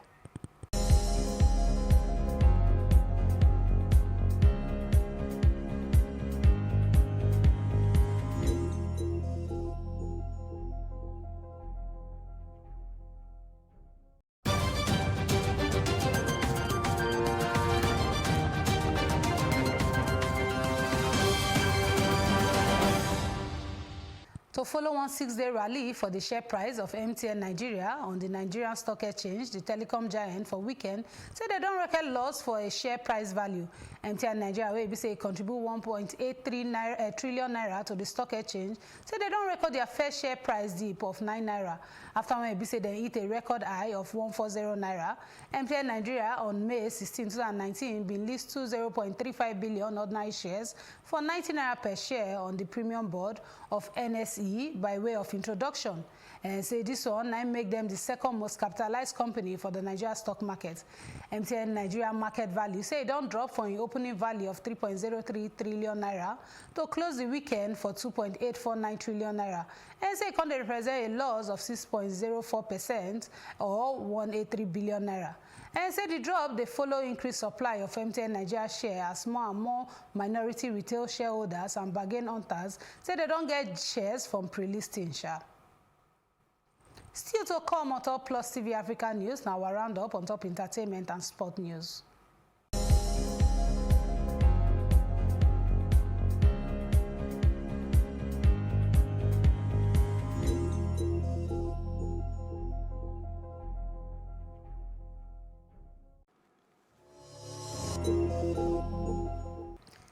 Kim Kardashian, and they say don't get belated 5th anniversary surprise from her husband, maybe Kanye West. Say he carry her Komoto for one day to Las Vegas to go watch Celine Dion perform for a Celine show for the Colosseum for inside Caesar Palace.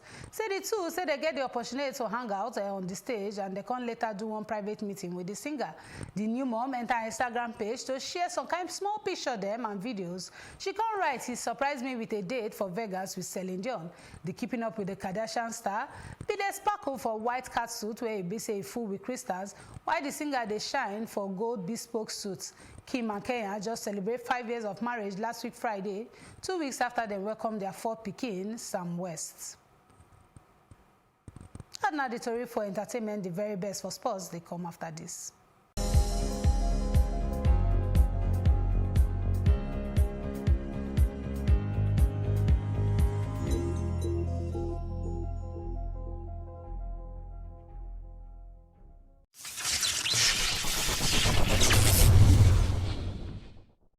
Lewis Hamilton, and they say he don't survive late jamming with Red Bull driver Max Verstappen to win hard Monaco Grand Prix.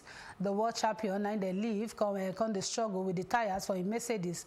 And he complains saying no go fit me for make the tires last to the end of the race. But he can't manage until he get them for 4th win for inside 2019. And Verstappen can't drop from 2nd for the road to 4th for the results because of 5-second penalty. He can promote Ferrari Sebastian Vettel to second and Mercedes Valtteri Bottas to third. And Hamilton now holds 17-point lead over his teammate Valtteri Bottas for the championship. Ona do well, so Ona take join us for the Joy Tori where we will get on top this o'clock. But for more better information, may you go follow us for Plus TV Africa for Facebook, Twitter, and Instagram. And it go make sense if you subscribe for our YouTube page that now at Plus TV Africa. We'll go see jam later with more Tori where we say they do background for inside we Obodo Nigeria and Obodo the world. Don't forget to join us. My name is Sylvia Briggs Mba. Make una enjoy on a day.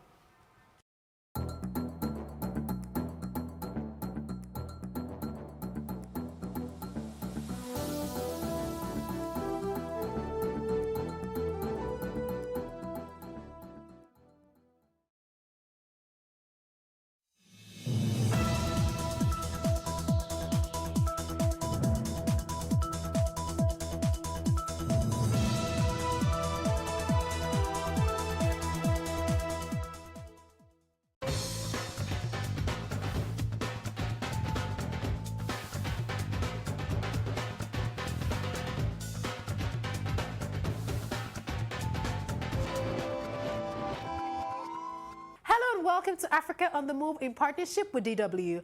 I am Fumona Jefe. Now, this episode is focusing on the ingenious ways Africans are finding solutions to health and addiction challenges on the continent. We start with Burkina Faso, where a team has created soap to prevent people from malaria. Yes, you heard me right, soap. Now, let's see how that works. Dusk is hunting time for the world's deadliest insect. The Anopheles mosquito is responsible for malaria, a disease that kills nearly 1 million people each year. But now a young chemist has come up with an innovative way to fight both the mosquito and the disease. His ambitious goal is to save 100,000 lives by 2020. For decades, people in Africa have died of malaria. The disease is responsible for many problems here. I think it's important that we Africans ourselves find a solution. But that's not so easy. Each year, some $2 billion are invested in anti-malaria programs, but so far, all attempts to eradicate the pathogen have failed. Many approaches are both expensive and impractical, says Gérard Nyondiko. He wants to do it differently, with a simple but effective weapon. We decided to work with soap because it's a product that can be easily integrated into people's everyday lives. Soap is used in 95% of all African households, including the poorest. Faso soap is not only an effective cleansing agent, its smell also repels mosquitoes. The protective function is based on a combination of essential oils obtained from local plants. At night, nets keep the mosquitoes at bay, but during the day and early evening, there's little protection. I'm a construction worker and am very exposed during working hours. I often get bitten, so it's hard not to get infected with malaria. Repellent creams are expensive and rarely effective. You have to constantly reapply it, and you still get bitten. Faso soap will cost no more than conventional soap and promises protection during the critical times of the day. Our goal is to provide 6 hours of protection. This would halve the risk of infection. The idea of creating an anti-malaria soap came to the chemist while studying to Benin. To fight against that's the difference. Another is, of course, select the plants very carefully.